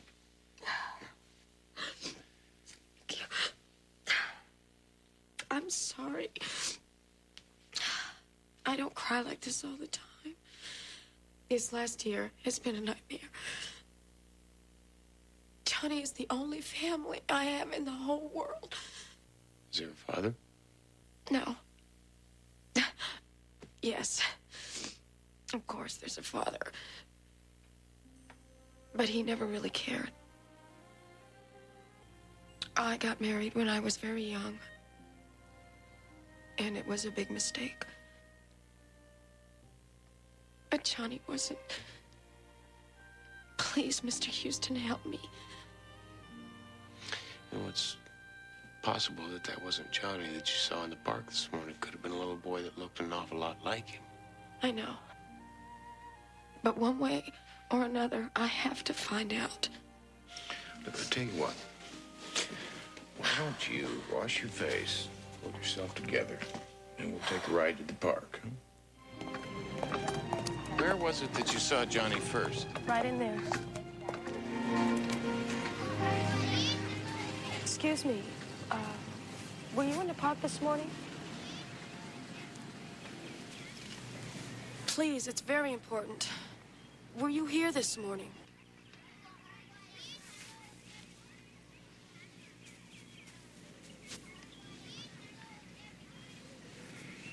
Parque es bonito.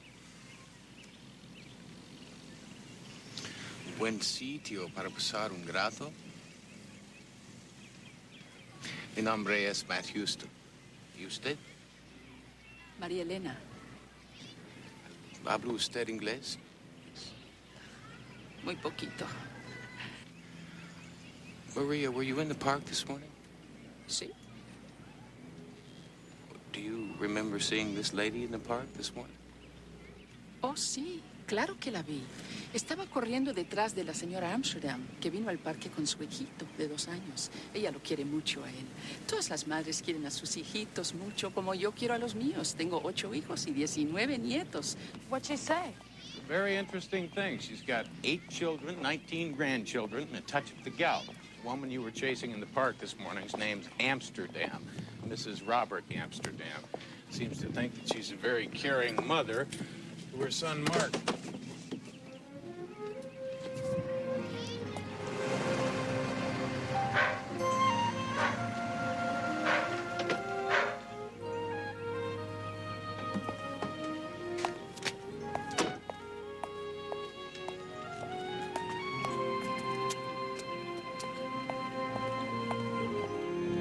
Hi, honey, I'm home. Hey, Slugger. What are Robert? you doing? Yeah, hon. Robert.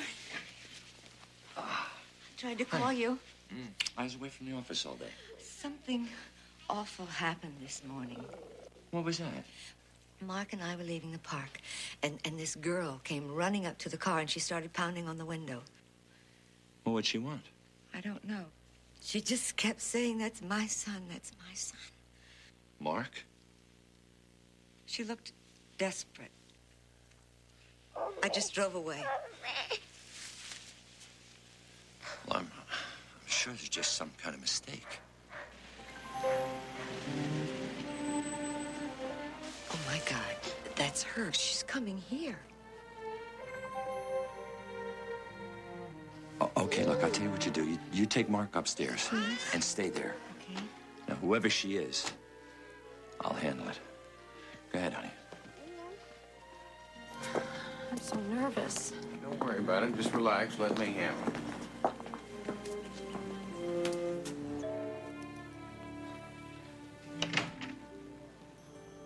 Mr. Amsterdam, my name's Matt Houston. I'm a private investigator. This is my client, Cassie Stanley. I wondered if we might talk to you for a moment. What about? Well, it might be nothing, but we're trying to identify somebody that my client saw in the park this morning. Thought maybe you could help us. Believe me, it'll only take a minute. All right, please, come on in. Thank you. Just go right inside. Can I fix you a drink? I just got home from the office. I could use one myself. No, thanks. I'm fine. This is Johnny. Oh, no, that's my son, Mark. Cassie, let me handle this. This is Johnny. I know it. Where is he? My son is with my wife. Look, I don't understand what's going on here. This boy is not your son. Well, that's quite an accusation, young lady. I hope you have something to back it up. It's what she thinks she saw, Mr. Amsterdam. Now, this morning in the park, Cassie saw your wife and your son. The boy looks an awful lot like her own son that was kidnapped a year ago. Kidnapped? Mr. Houston, I have a birth certificate. I've got photos from the hospital. I mean, not that I have to prove anything. Miss Stanley, I'm truly sorry, but this is obviously a case of painful coincidence. Can I just see him for a minute, please? No, I don't think. Enough is enough. Mr. Houston, would you take Miss Stanley? Not until you let me see him. I'm gonna have to call the police. Cassie, thank you very much.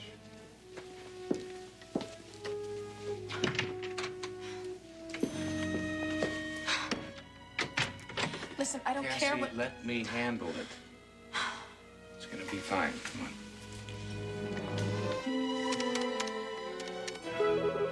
Bradley Denholm, attorney at law. Bradley Denholm, please. I'm sorry, sir. He's in conference. She's so beautiful, Mr. Denham. She's perfect. Well, that's Jennifer. I think I've given you most of the information. Terribly sad, of course. Parents killed in a car crash. Grandmother in ill health. And incidentally, she's as anxious to conclude these arrangements as you are. I told you, no calls, Tina. If you want to sign this agreement, then we can get started. Paperwork on the adoption should be finished tomorrow, in which case you can be on the plane home the next day with your new daughter. Mr. Denholm? Not now, Tina. Sign on the bottom there by the X.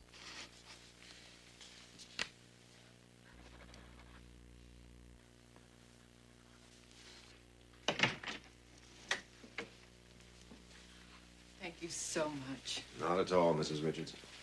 I consider it an honor to play some small part in creating new lives for these poor, unfortunate children. Thank you. Bye-bye. You're a real humanitarian, Bradley. I'm glad you can appreciate that fact, Jake. Go on in. I'll be with the two of you in just a minute.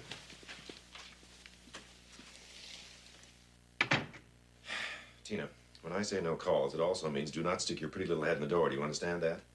I'm sorry, but Robert Amsterdam's on the phone. He seems awfully upset. He said it was urgent. He's been waiting all this time. Take it in my office. Camera work's getting pretty good, huh? Good enough to make the sale.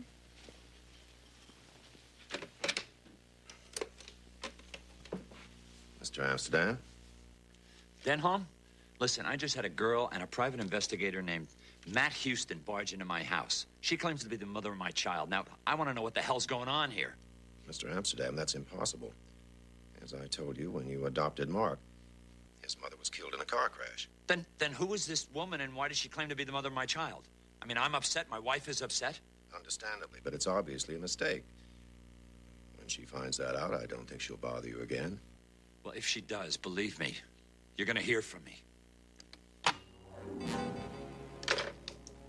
You got a problem? No, Jake. You've got a problem.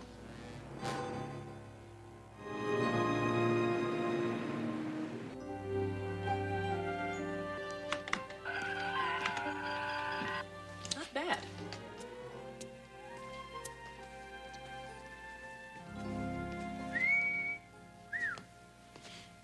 What is a four-letter word for sartorial splendor? Envy. What's the matter, Uncle Roy? Can't stand the competition? On the contrary, I'm happy to see that I'm finally having some influence on you. Well, you won't mind if I borrow this then, huh? Well, what's the occasion? I'm gonna take Cassie out for a nice quiet dinner. Did you come up with anything? Yes. The Amsterdams were easy. They're society page regulars. He's a stockbroker. She's been involved with charities, mostly for children. They're respectable, well-liked people. But on the other hand, Cassie may be given to imagining things. Are you trying to tell me that she imagined this whole thing? That she imagined having the baby? No, she had the baby all right. New York Doctors Hospital, August 28, 1982, and he was kidnapped July 2nd, 1983. Houston, since then, she's been to the police and claims that she has seen her son on 17 different occasions. At first, the police ran down every lead, and then after a while, they just stopped listening. I don't see how you can help her, Matlock. I can take her to dinner. I can listen.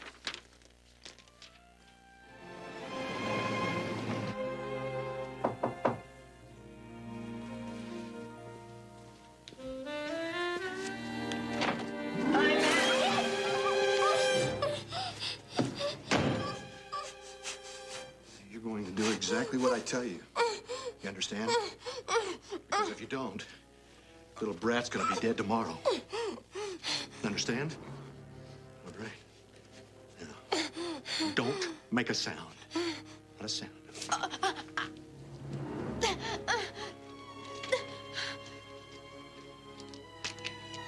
want you to put these in your mouth. Shut up! Now swallow. No, Swallow. Swallow.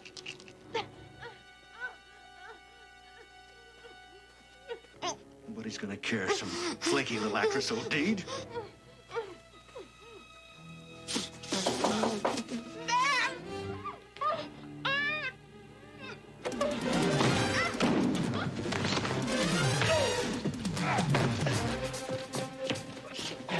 Are you all right?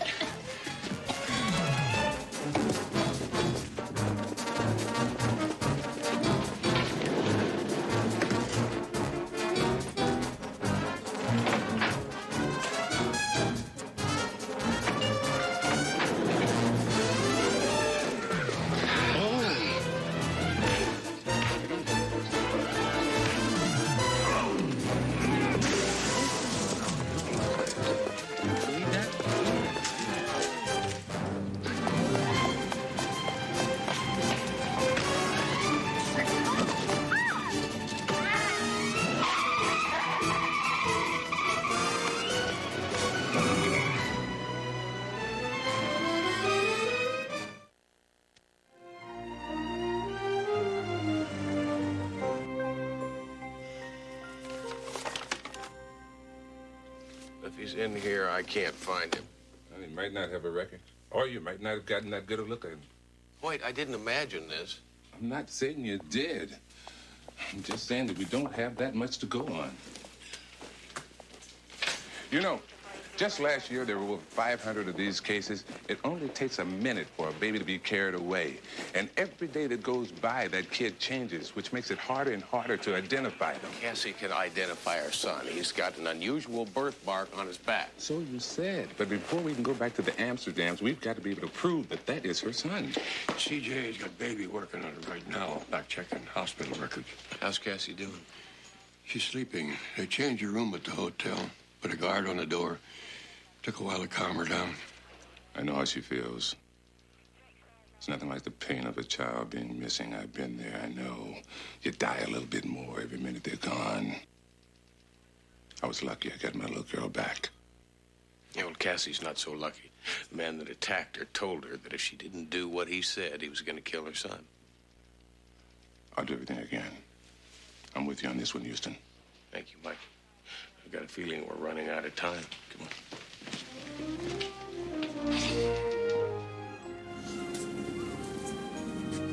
Right? It's so peaceful out here. How you feeling? I'm not sure. Last night seems like a bad dream, but I guess that's just wishful thinking. Because this morning I woke up and I had a dull pain in my heart. You know, that's natural. You've been through an awful lot. You're a very kind man. I know that sounds silly, but it's true. You know, last night when that man was trying to shove those pills down my throat, I tried it once. Right after Johnny was kidnapped. I took a bunch of pills. See, I thought it was my fault. If I'd only watched him. It was not your fault. Afterwards, I knew I couldn't live with that guilt. I had to be there for Johnny If. When he comes back, huh? Yes. When? Thank you.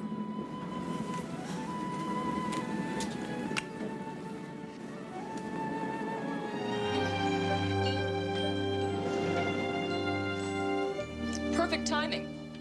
I just finished going over the hospital records on the Amsterdam baby. He was born August 28th, 1982. Mother and son pronounced healthy and left the hospital 2 days later. Normal development till the age of 11 months. After that, there is no more record. Why? Because they changed pediatricians. It happens all the time. Yeah, but attempted murder doesn't. Now, somebody got very scared when Cassie claimed that the Amsterdam's child was Johnny. If that's true, what happened to the Amsterdam's child? Good question. I'll put Baby back to work on it and see what we can dig up. First thing in the morning, I think I'll try going directly to the source. Okay, sweetheart. Let's dry the feet up. This is Amsterdam. What do you want? Please, please, I just want to talk to you for a minute. About what? About mothers. A very special kind of love that they have for their children. I can see that you love your son. Of course I do. Let me tell you a little story about another mother very much like you. Loved her son very much till her boy was taken away from her. Stolen. Why are you telling me this? Because her boy is about the same age as Mark. Same blonde hair, blue eyes. I don't want to hear about this. You know I'm right. No. I love my son. And that's why you can understand the pain and the anguish she must be going through of having her baby taken away from her. Please, if you feel like talking, just give me a call, all right?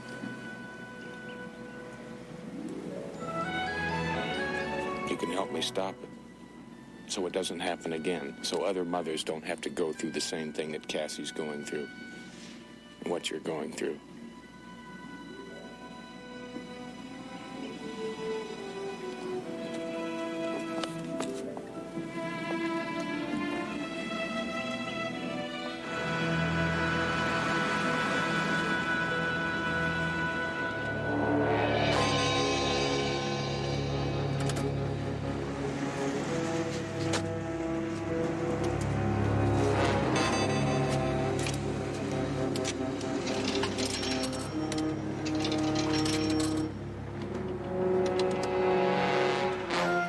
Ice cream, Jennifer?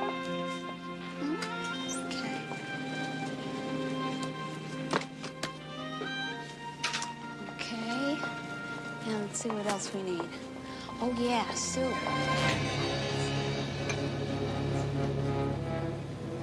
I don't like it, Denham. What's not to like? This South American couple is willing to pay any amount of money for a nice little boy. And their contact is coming tomorrow. This whole thing is about to blow up in our faces. Yes, thanks to the job you neglected to finish on the Stanley girl last night. Well, it wasn't my fault. Everything was going fine until that P.I. Houston showed up. And saw you, which is all the more reason to get the Amsterdam boy. We ship him south tomorrow. Houston has nothing to work with, and we get out of town with enough money to live the rest of our lives. The Amsterdams are going to scream their head off. Not if they can't. Now, you take care of it, Jake.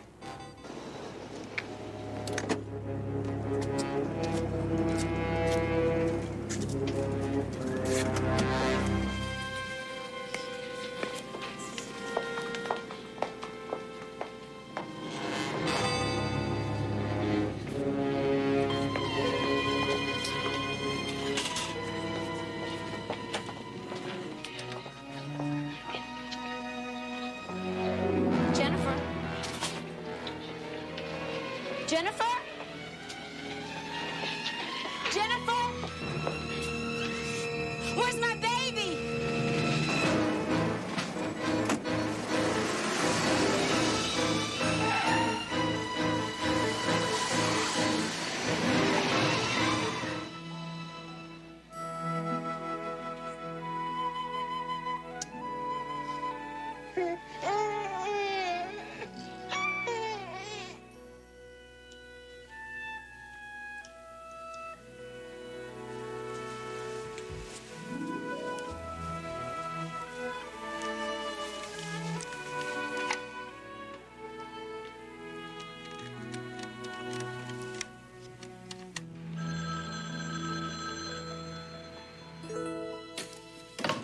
Houston Investigations. Matt Houston, please. This is Sheila Amsterdam calling. Houston, Sheila Amsterdam, line 3. Mrs. Amsterdam? Could you come over here, please? I'd like to talk to you about my son. About Mark. Of course, I'll be right there. What are you doing? Thank you, Mr. Houston. Goodbye. Sheila, what have you done?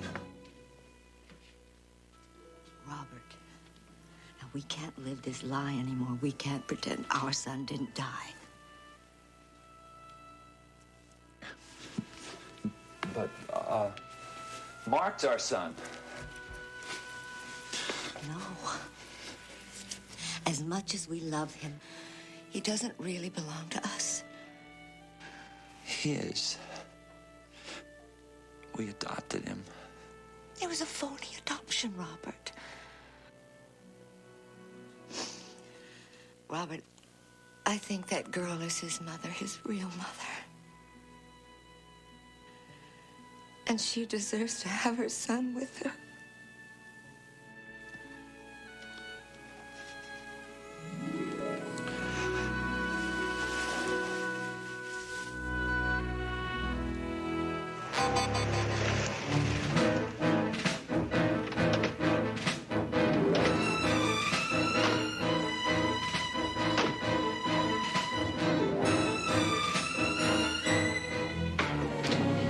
What's going on? What are you doing? Don't be a hero. Got the baby? Listen, kid. Robert! God.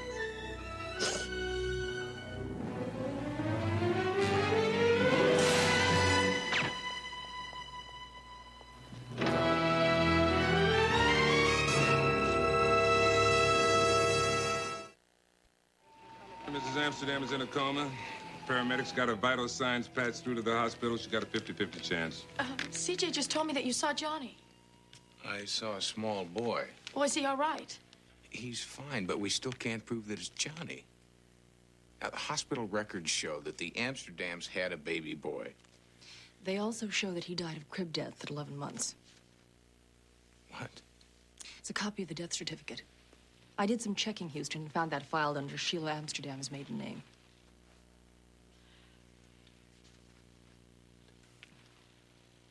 The Amsterdam's child died. They must have adopted another. Who just happened to be Cassie's kidnapped son. Those poor people. They paid a terrible price. Amsterdams are not the kind of people that would deal directly with a kidnapper, and there's got to be somebody else involved. Well, I get the feeling that you have an idea who that might be. I don't. I just have an idea how to find out who it is. And the place to start is with the Amsterdam's financial records.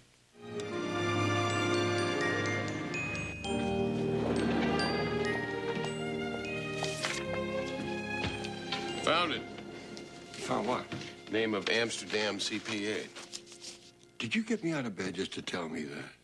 Illegal adoptions cost a whole bunch of money. I want to find out who the middleman is, who Robert Amsterdam paid a large sum of money to around the time of the adoption. Logical. But it seems to me that kind of information would be confidential. Logical. I'll change. Something dark would be appropriate. Logical.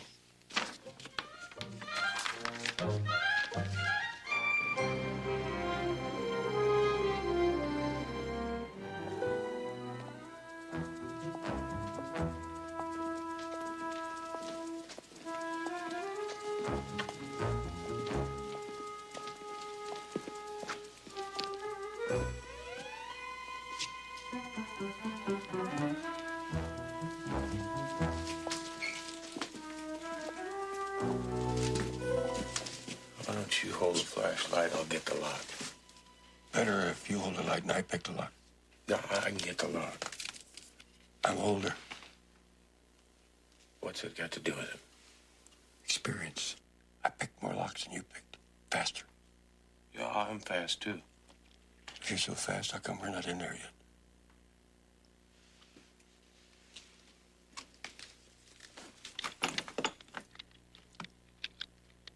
Could have done that. Could take all night to find that Amsterdam file. Why don't you start here, and I'll start over there. I'll start down here with the A's. As in Amsterdam. I could have done that.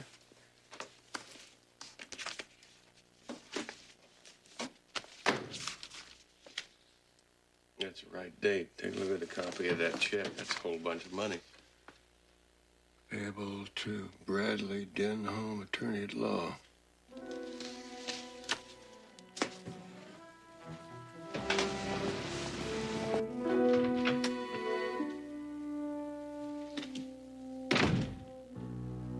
Who are you? Name's Houston. Want to talk to you about adopting a child. I do very few adoption cases. How'd you get in here, anyway? I walked. Your secretary seems to have a fascination with the coffee machine. Now, these few adoptions that you do, tell me something. Where do you get the kids? From poor unwed mothers anxious to find excellent parents for their babies without burdensome paperwork. Black market babies. Is there a point to this? I want a kid, Denholm. Somehow I don't think you qualify as an excellent parent. Somehow I don't think you're qualified to make that decision. Now, I want a kid.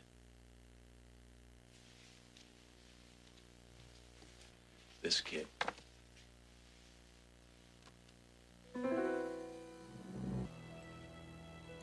I've never seen him before.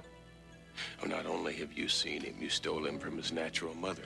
Then you arranged the adoption by the Amsterdams.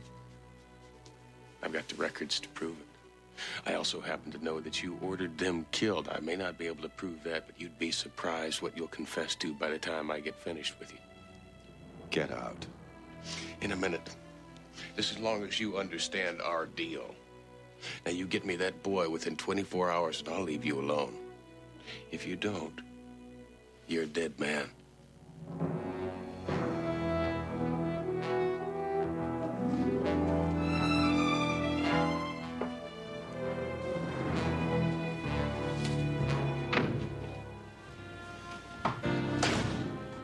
How'd it go? I gave a virtuoso performance. I think you bought every word of it. Are you going to be all right in here? This may take a while. Patience is a wonderful virtue. I spent 3 days in a van half this big in Dubrovnik in '59. Builds character. He had muscle cramps. Well, I'm going to go back to the office. An item I vigil. Sooner or later, Denholm will lead us to Cassie's boy.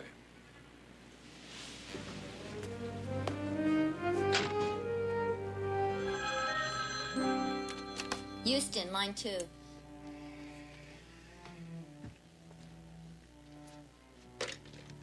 Matt Houston. I've been considering your request in regards to the child. You're a very persuasive man, Mr. Houston. So get to the point. There's a construction site at 34th and Edison. You'll see a trailer. Meet me in 20 minutes and come alone or you won't get the child. I'll be there.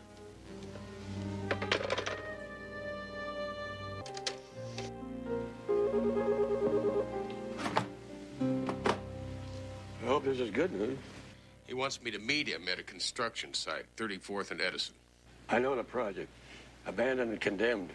It's a setup, boy. Take me with you. And I want you to stay put, right where you are. Now, if Denholm thinks that I'm out of the way, he might make a move on his own, lead you to Cassie's son. Or maybe not. I can't just sit here. Patience is a virtue. Builds character. And muscle cramps. Be careful.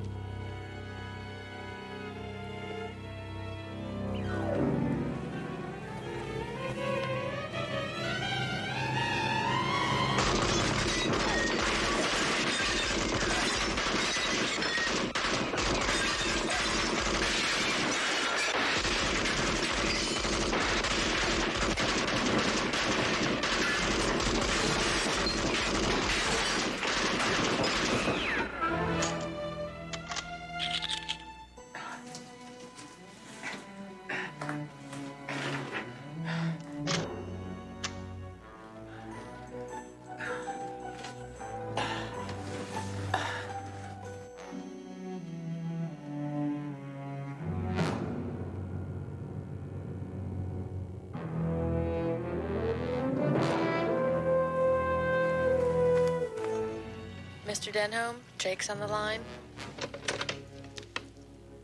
Houston's dead. Good. You'll meet me at the house on the canal as soon as you can. Be in Venice in half an hour. Then you can take me with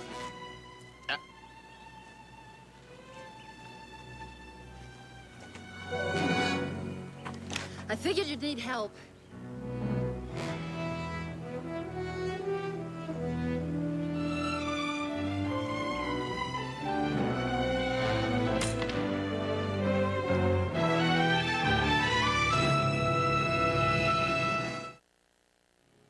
I can handle it from here. Get on back to the house before the kids wake up. I'll take care of him and meet you up there.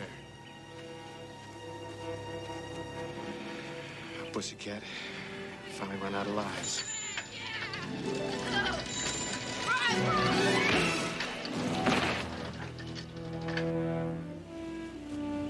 Thanks, kids.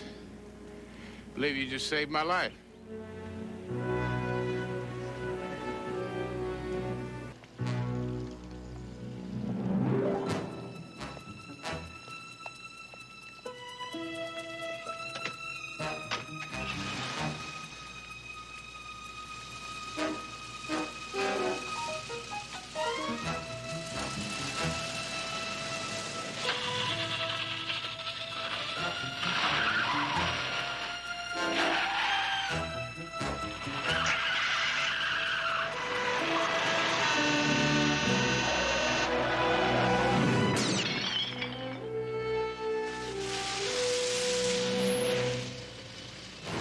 I'm so sorry.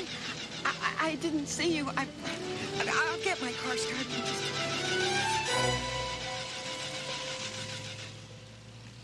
Are you sure you're all right, Houston? I'm fine. The bullet just grazed me. All right. Hold on a second. Uncle Roy? Bad news. I lost Denholm. Tell Matt. Roy, why don't you tell him yourself? He's on the other line. I'll patch you through. What do you mean lost him? How? Same way I lost Karpov in Prague, December of '51. Tell me about it later, Uncle Roy. Now, I've convinced Denholm's henchmen to give me the address of the house where they're holding Cassie's boy. It's 232 Sandy Beach Road, Venice. I'm on my way. What'd you do with the henchman? He's in good hands.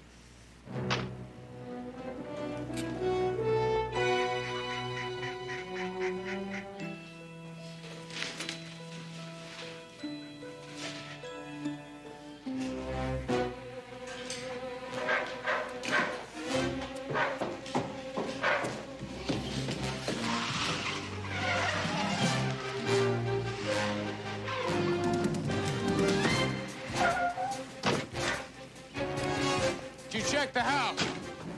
Reinforcements are on the way.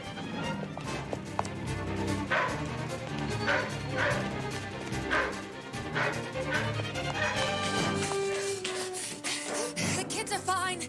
We didn't touch them. See for yourself.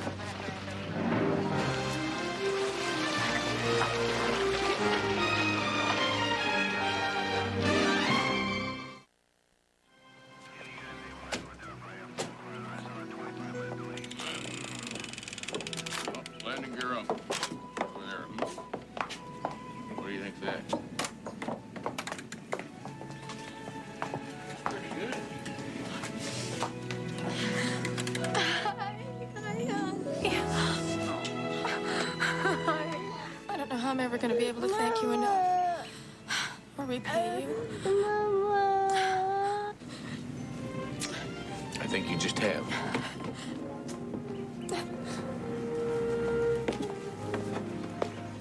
I'm glad to see this turned out better than my run-in with Karpov in Prague. Speaking of which, I think it's about time you explained to me how a seasoned professional, I mean a man like yourself, could possibly let the man you're tailing get away from you before he ever got out of the parking lot.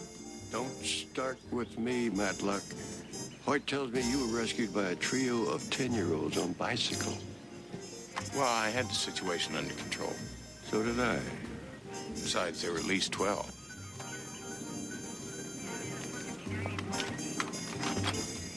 You know, we make a hell of a team.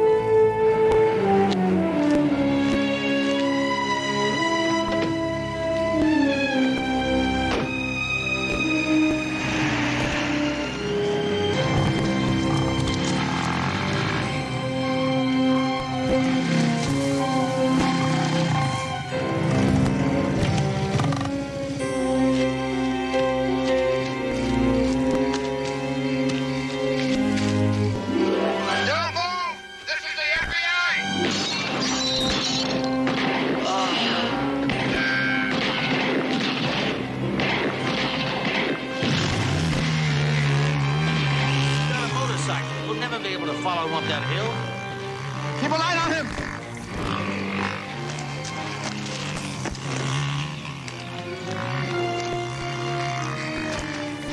That was not even our man. Now, you moved in too soon. You didn't listen to a thing that I said, and now he's gone. You said he worked alone. I told you that he worked alone in the past. I also told you that he was unpredictable. Look, I don't have time to argue with you. He's still got the boy. He's gonna give the boy back. He fancies himself a man of his word. I thought he was unpredictable. Look, Houston, we're the FBI, not a bunch of Keystone cops. You hear about this case on television, come up here from L.A., telling us that a small-time kidnapper is some nightmare man who kidnapped and terrorized you when you were a little boy in Texas some 20 years ago. It's him. Drayton, there's blood. We must have wounded him.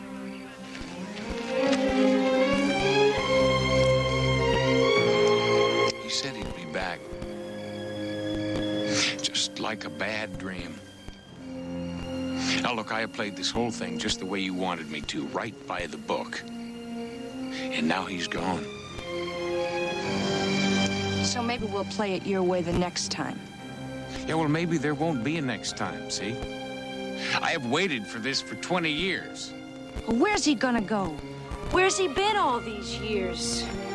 Exactly where he's wanted to be. Free as a bird.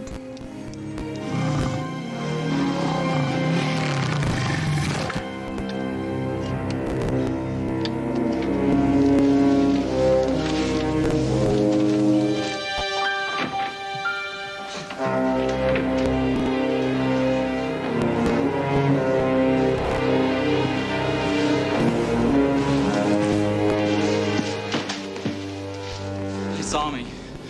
Tried to catch me. But I got away. You let them back here?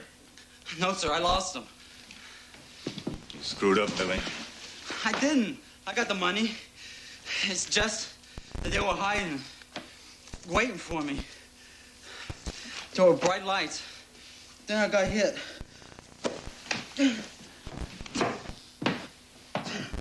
You hurt bad? You'll be all right. It's just a flesh wound. We'll be leaving now. What about him up there? Don't worry about him. He won't be doing any talking. Believe you me.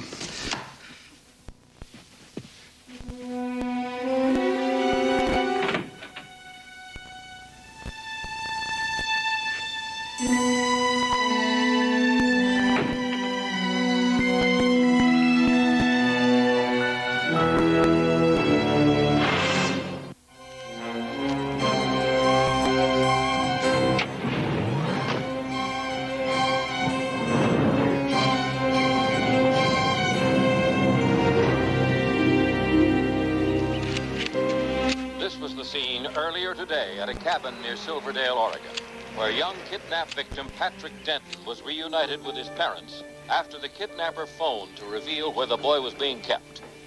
Carrying $100,000 in ransom, the kidnapper and his wounded accomplice are still at large, despite a statewide manhunt. The Denton boy, who's being held in Portland General Hospital for observation, has been unable or unwilling to describe his two captors.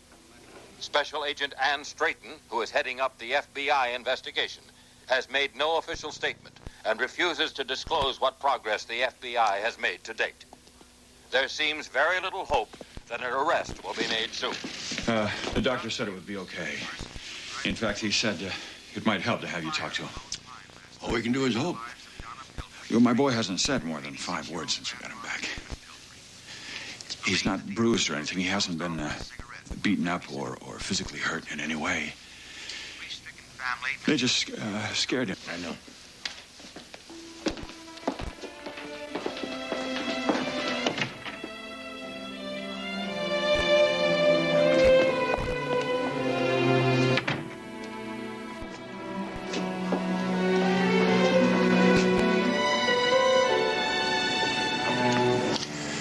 Man who kidnapped me locked me in a closet. Every so often, they'd take me out of the closet, put me into a room, terrorize me with a gun full of blanks. Each time, he said he was going to kill me. My God. When they finally found me, I couldn't look at anybody in the eye. I couldn't talk to them. I couldn't tell them what had happened to me.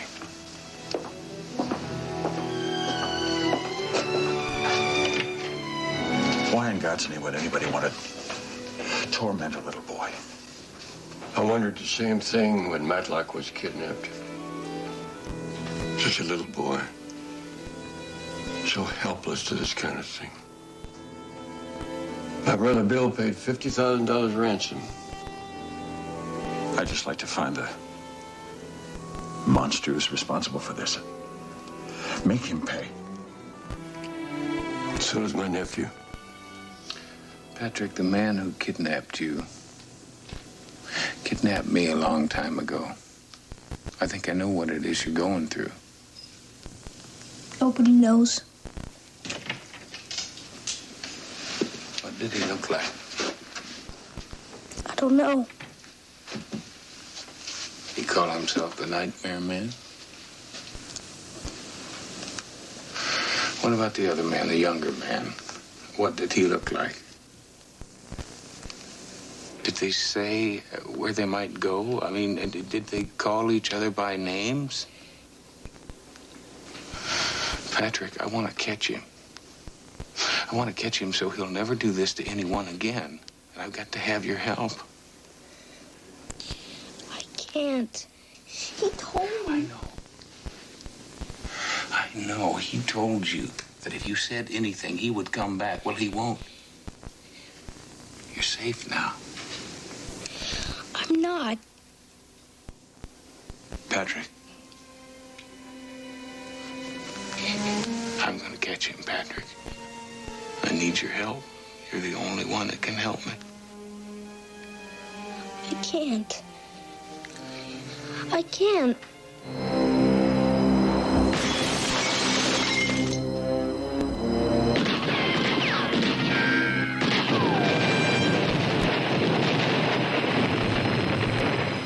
Still bleeding?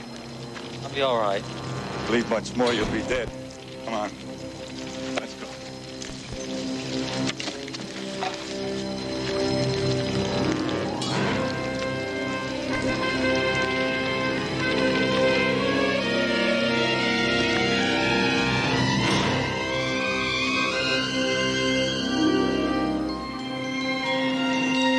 Patrick, this is a sketch that the Texas police made of the man who kidnapped me. Look anything like the man who kidnapped you?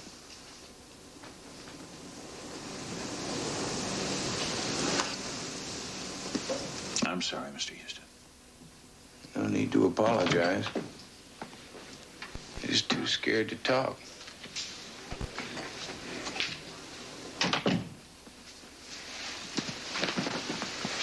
Still hasn't said a word.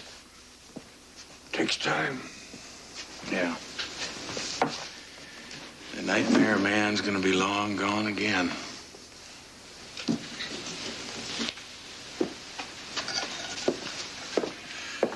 Mr. Houston, I want you to know how much I appreciate you coming up here to Portland and at least trying.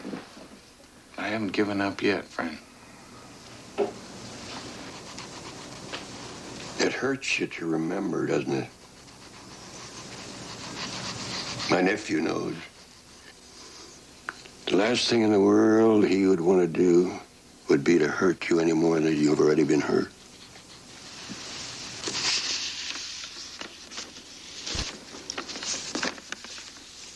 Matlock had to think about this Nightmare Man all his life because nobody ever caught him. That's one of the reasons he wanted to become a private detective. Why he cares for things that some people don't give a second thought to. Like you. About what you have to live with.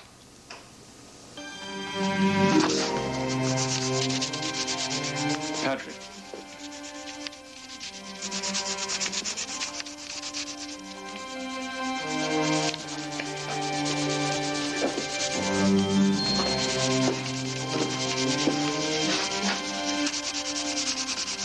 He's drawing a beard.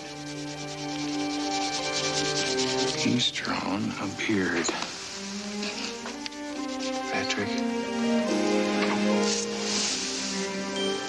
God bless you, Patrick. We're gonna catch him. You and me, we are going to catch him.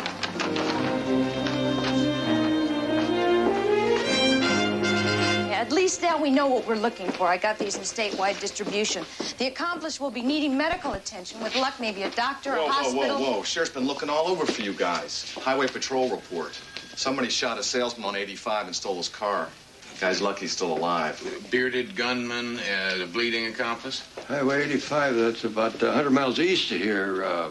Open country. He's looking for a town. Yeah, Marysville. It's small, isolated, and it's got a 24-hour emergency room.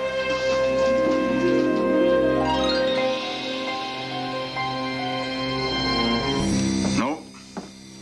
I've never been caught. Just a little bit too crafty.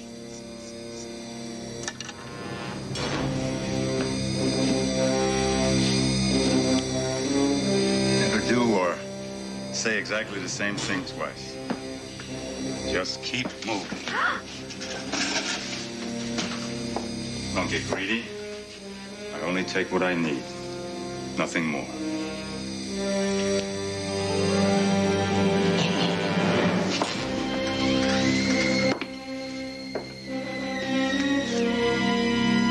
He looks dead. The anesthetic will wear off in an hour. You really shouldn't move him. 1 Charlie 5, Bishop to King 5. Copy? What's that? They're not calling us. We're on a network. One of the clinics calls in to play chess with a dispatcher. In control. Get on the floor like him. No response from inside. We have an emergency code. No response means... Yeah, I know. It means he's in there. Let me call for some backup. Look, I haven't got that much time. Now, we played it your way last time. You remember? Listen, Houston... Agent Straighton, my nephew is going in there. Now, it's simply a matter of whether you're going to help us or watch us.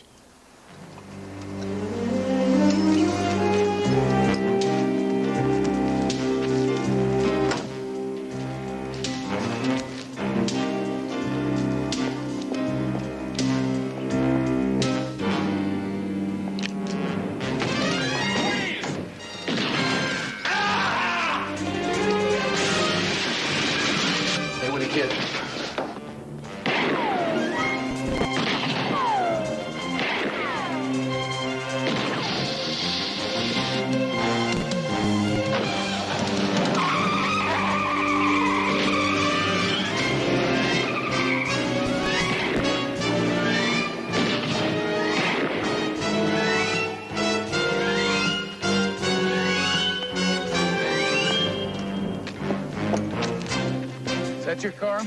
Yeah, here. Go. Boy, I want you to get a hold of the highway patrol. See what you can get out of the kid inside. Bad luck. Yeah, I know. I'll call you when I get a chance.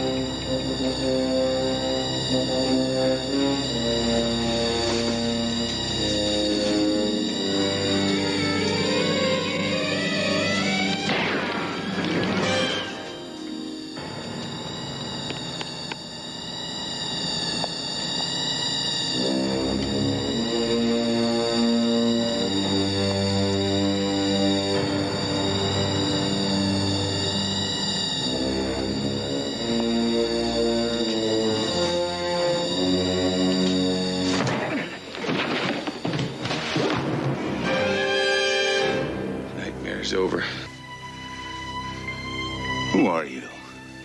Former victim. Name's Houston. You remember me?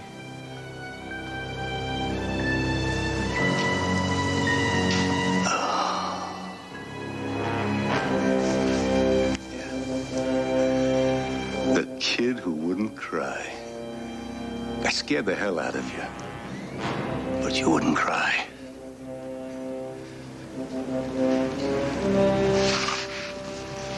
Go ahead. Go ahead. Go ahead! I wouldn't if I were you. My name is Matt Houston. I'm a private investigator. My wallet is in my left-hand pocket. This man's wanted by the FBI. He's crazy! He forced me in here. He was going to rob me and kill me. He's lying! Don't move! Lose the gun!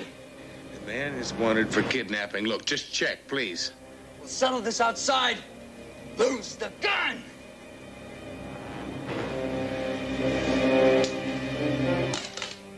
Single file. Towards the door. Slowly.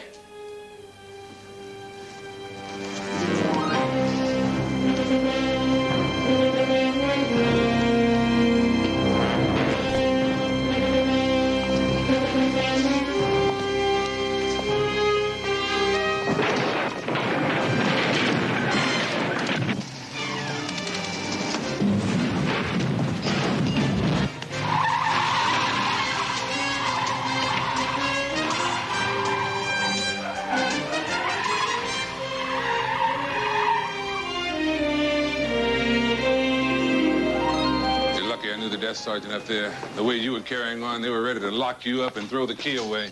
First, a rookie cop lets him escape. Then I lose a whole day traveling back from Portland. Hoyt, I had him, and they let him get away. It was an honest mistake, Houston. An honest mistake? So what if he kills somebody else? What if he kidnaps another child? Is it gonna still be an honest mistake? Listen, buddy, I am on your side. We're all on your side. Well, just the same. I mean, the kind of help I've been getting here lately, I'd just soon be on my own. Hey! You can lose the martyr routine, my friend, because it just doesn't work. It doesn't work with me, it doesn't work with Roy, or any of the people who are trying to help you. Houston, we know what you went through. No, you don't. No, you don't. You have got no idea what it is I went through, or you would know why it is so important that I do not let this man get away this time. Houston, your nightmare man's accomplice is here in L.A. The FBI flew him in yesterday. Seems like he's implicated himself in 20 murders in Southern California alone. Me and Bart, we did a lot of killing the last couple of years. What did you do with the bodies? Different things. It all depended On what? on how Bart felt about them. He mostly buried the ones he liked. Yesterday, Billy took us on a tour through Angeles Park, gave us what he said was the precise location of 7 unsolved murders, described a dozen more around the state. We didn't find anything. Why'd you kill all those people, Billy? Lots of reasons. Money, food, cars, clothes, whatever. Kid's lying through his teeth. We have no proof that Bartholomew or he murdered anyone. Billy Boy just wants to look important. Sometimes I kill him for no reason at all. Just to do it. Bart didn't like it when I didn't have a reason. He whipped me good. Bart always has a reason. Bart. That's your nightmare man, Matlock. Just Bartholomew, no last name. Where do you suppose this Billy linked up with him? Don't know. His last name is Collins. Or so he says. CJ's running a check. He has no public record under that name. Whose idea was it to kidnap Patrick Denton? Bart's idea. We needed to raise some money for our dog ranch. Bart let me help, though. He also left you behind, Billy. Bart left you behind to take all the blame. All right, this is the part we're waiting for. What are you talking about? I'm talking about someone you trusted, who's just left you in the lurch. He didn't leave me in no lurch. Then where is he, Billy? He's right here in L.A., waiting for me to get out. We agreed to meet at this place if we got split up somehow. The Cape Cod Inn. Room 15. 15 is Bart's lucky number. Not anymore.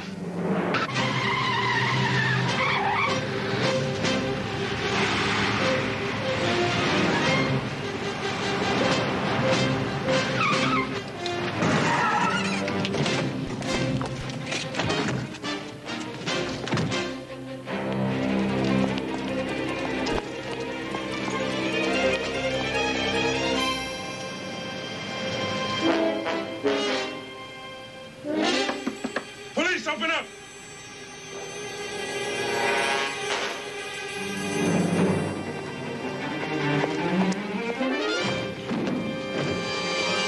Don't shoot! Don't shoot! Don't shoot!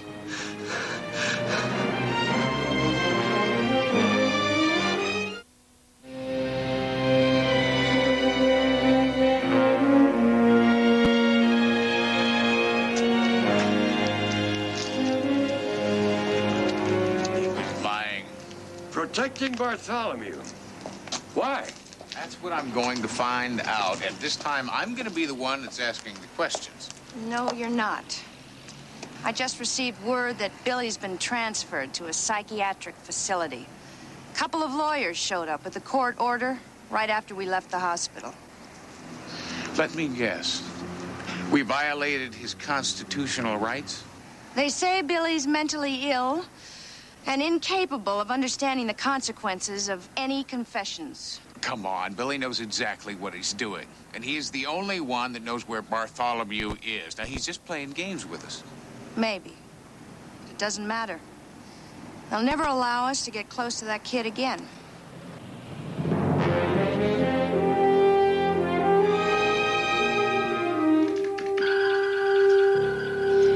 Billy Collins' real name is William Arthur Nelson, Jr. He was last seen 11 years ago, just before he was kidnapped. The ransom was $30,000. His parents took a calculated risk, Houston. They stalled, hoping that the police would catch the kidnapper. Bartholomew. He said that if he didn't get the money, Billy's parents would never see their son again. He kept his word. They never did. And an innocent young boy who was slowly turned into an animal. We think your nightmare man's been blazing a trail of terror across this country since before he kidnapped you, Houston. Assaults, robbery, stealing cars, rolling drifters. Who knows how many homicides? And at least 3 kidnappings. And Billy is the only link that we have to put an end to all of it. Well, both his parents are dead. He has no other family. Except Bartholomew. Now, do we know what psychiatric facility they're holding Billy in? Meadow Oaks, a respectable facility to her. Look, Houston, I mean, even if you could get in to see him, Billy's not going to tell you where Bartholomew is. He worships a man. He may not tell me where he is, but he could possibly lead me to him. You try to break that kid out of Meadow Oaks, you'll have every FBI agency in the country on your tail. Then just tell me how hard it would be to get in to see him. With the courts involved, you'd have to be committed.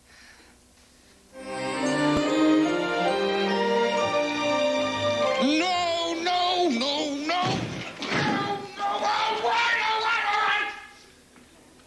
Hold it. I promise. I'll go quietly. I promise. All right.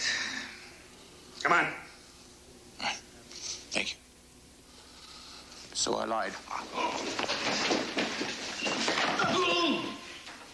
Will you tell me where the men's bathroom is?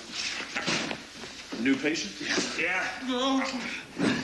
Houston, Matlock, manic depressive. Dr. Becker admitted him. Nurse. Better take him to the siesta wing. Sweet dreams. They drug everything around here. The water, the coffee, the gelatin, the beans. What are you in here for? I'd rather not talk about it. Yeah, well, I'm just in here for a tune-up myself. Every now and then I kind of fritz out, you know. My wife checks me in here. It's not so bad. It's kind of like a vacation. How long have I been in here? Oh, a couple of days from what I know. They always try to stabilize you for the first 36 hours. Sleep therapy, they call it. See that guy over there? That's the professor. He's a bona fide genius. Particle physics, I think. What's he doing in here? Oh, some kind of short circuit. He's terrified of being touched. It sends him into a rage. He's afraid that if he comes in contact with another human being, he'll explode. They use the coffee for shock therapy. Right. We got a murderer upstairs. A new patient? He came in just before you. They're treating him like some kind of celebrity. I mean, he's got Ward C all to himself. What do you have to do to get into this Ward C? From here? Well, you have to be sick or hurt. It's the infirmary.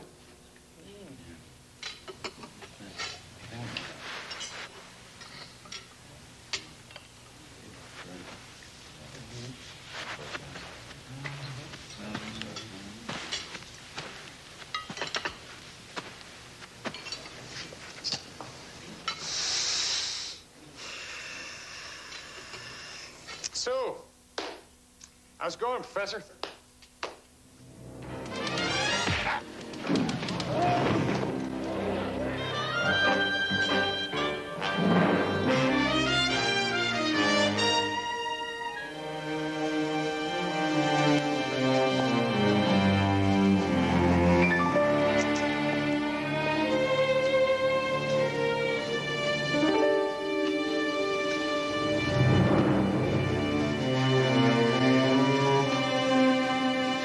What are you staring at? Get out of my face.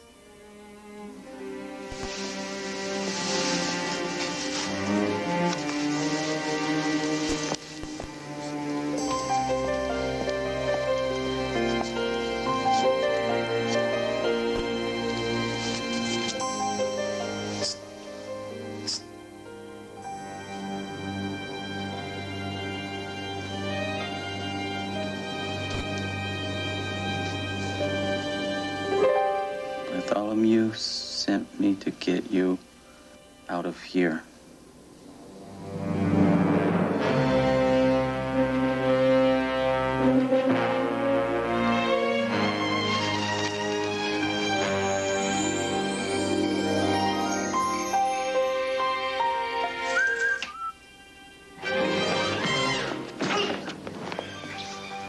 One sound and I'm gonna break your neck.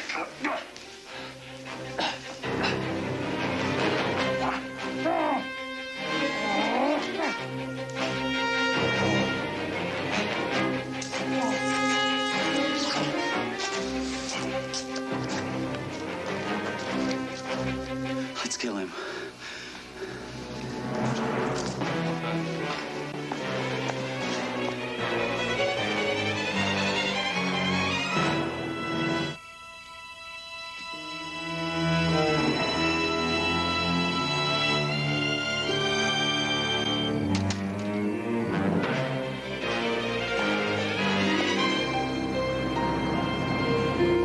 I want every available man out there looking for him. Sir, one of them is on our side. Wrong. He's guilty of aiding and abetting, Lieutenant. I just hope we don't find out this was some kind of a conspiracy. Cassidy, the memory of this man has haunted Houston all his life. Commander, he couldn't think of another way to get to him. Well, then he should have tried harder. The boy's to be considered armed and extremely dangerous. And if Houston gets in the way,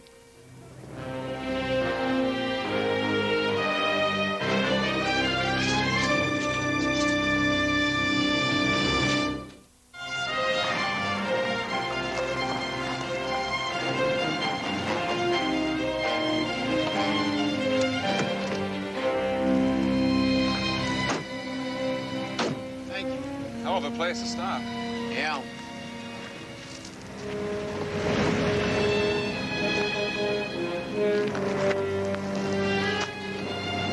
Bart would have killed him and took the car.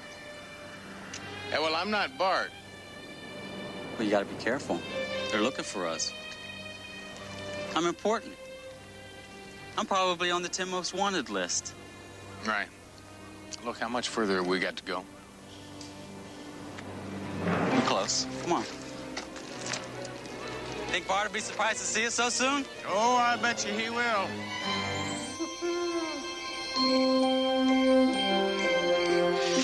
Me and Bart hid out in here 3 days once.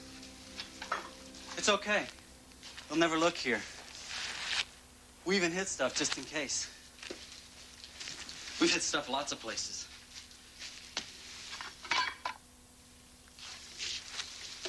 Hey, that's mine.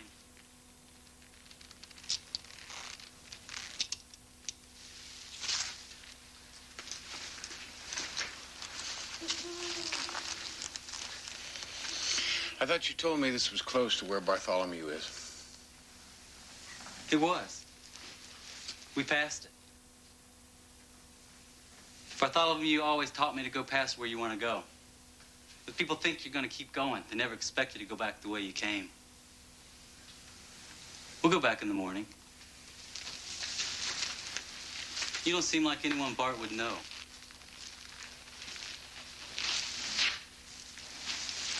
Well, I'll tell you. Old Bart and I go back a long way.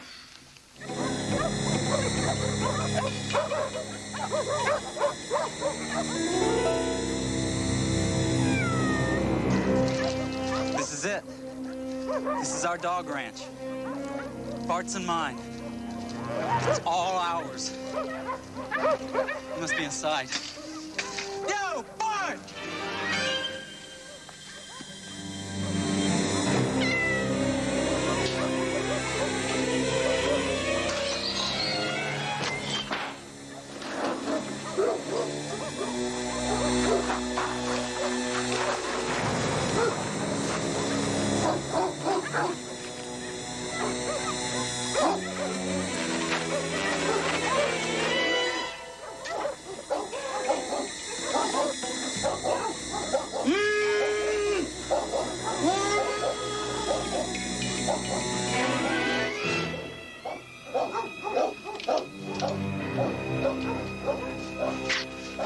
He said he knew you, that you sent him to fetch me.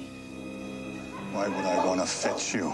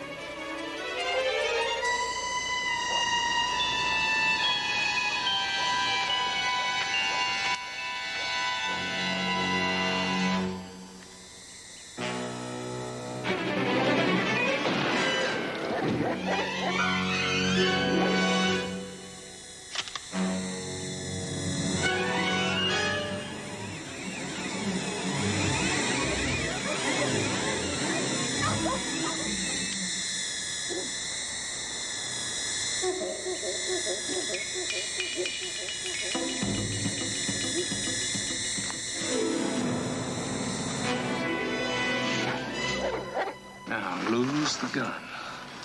Real slow. That's it. Come on now. Huh?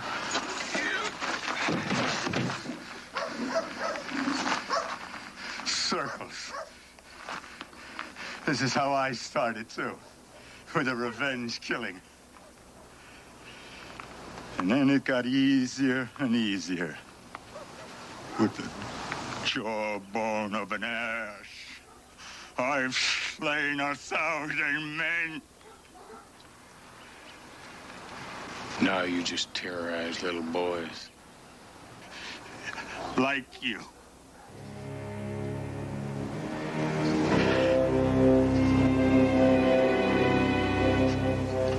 I am not afraid to die.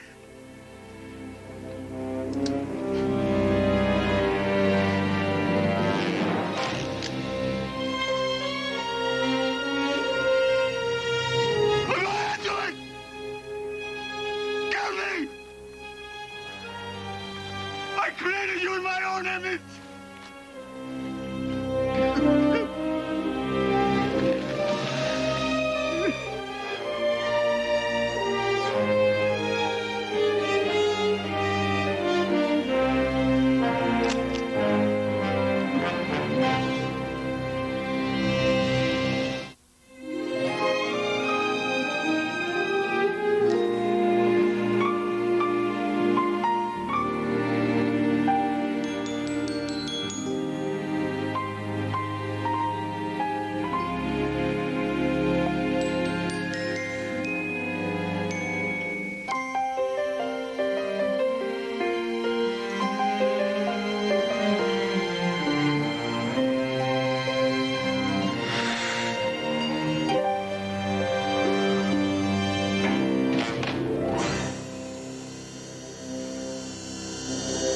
It's time, little Madeline.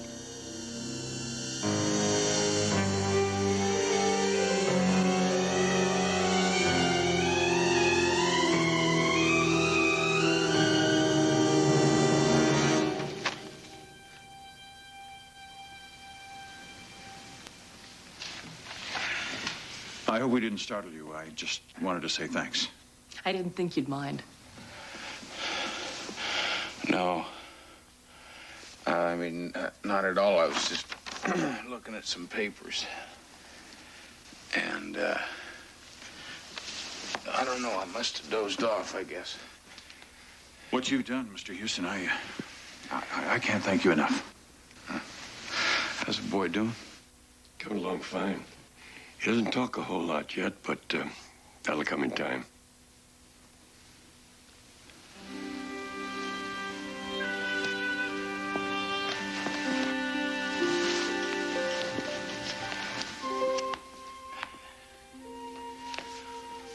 Hey, buddy. You know, I told you I'd get him. And that he wouldn't come back. He comes back. My dreams. I know. But he won't always come back.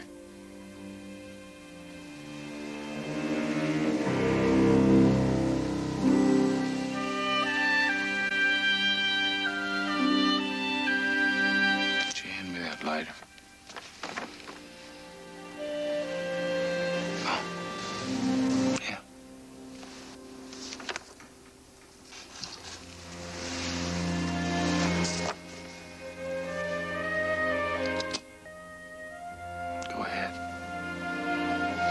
I was thinking about doing the same thing myself.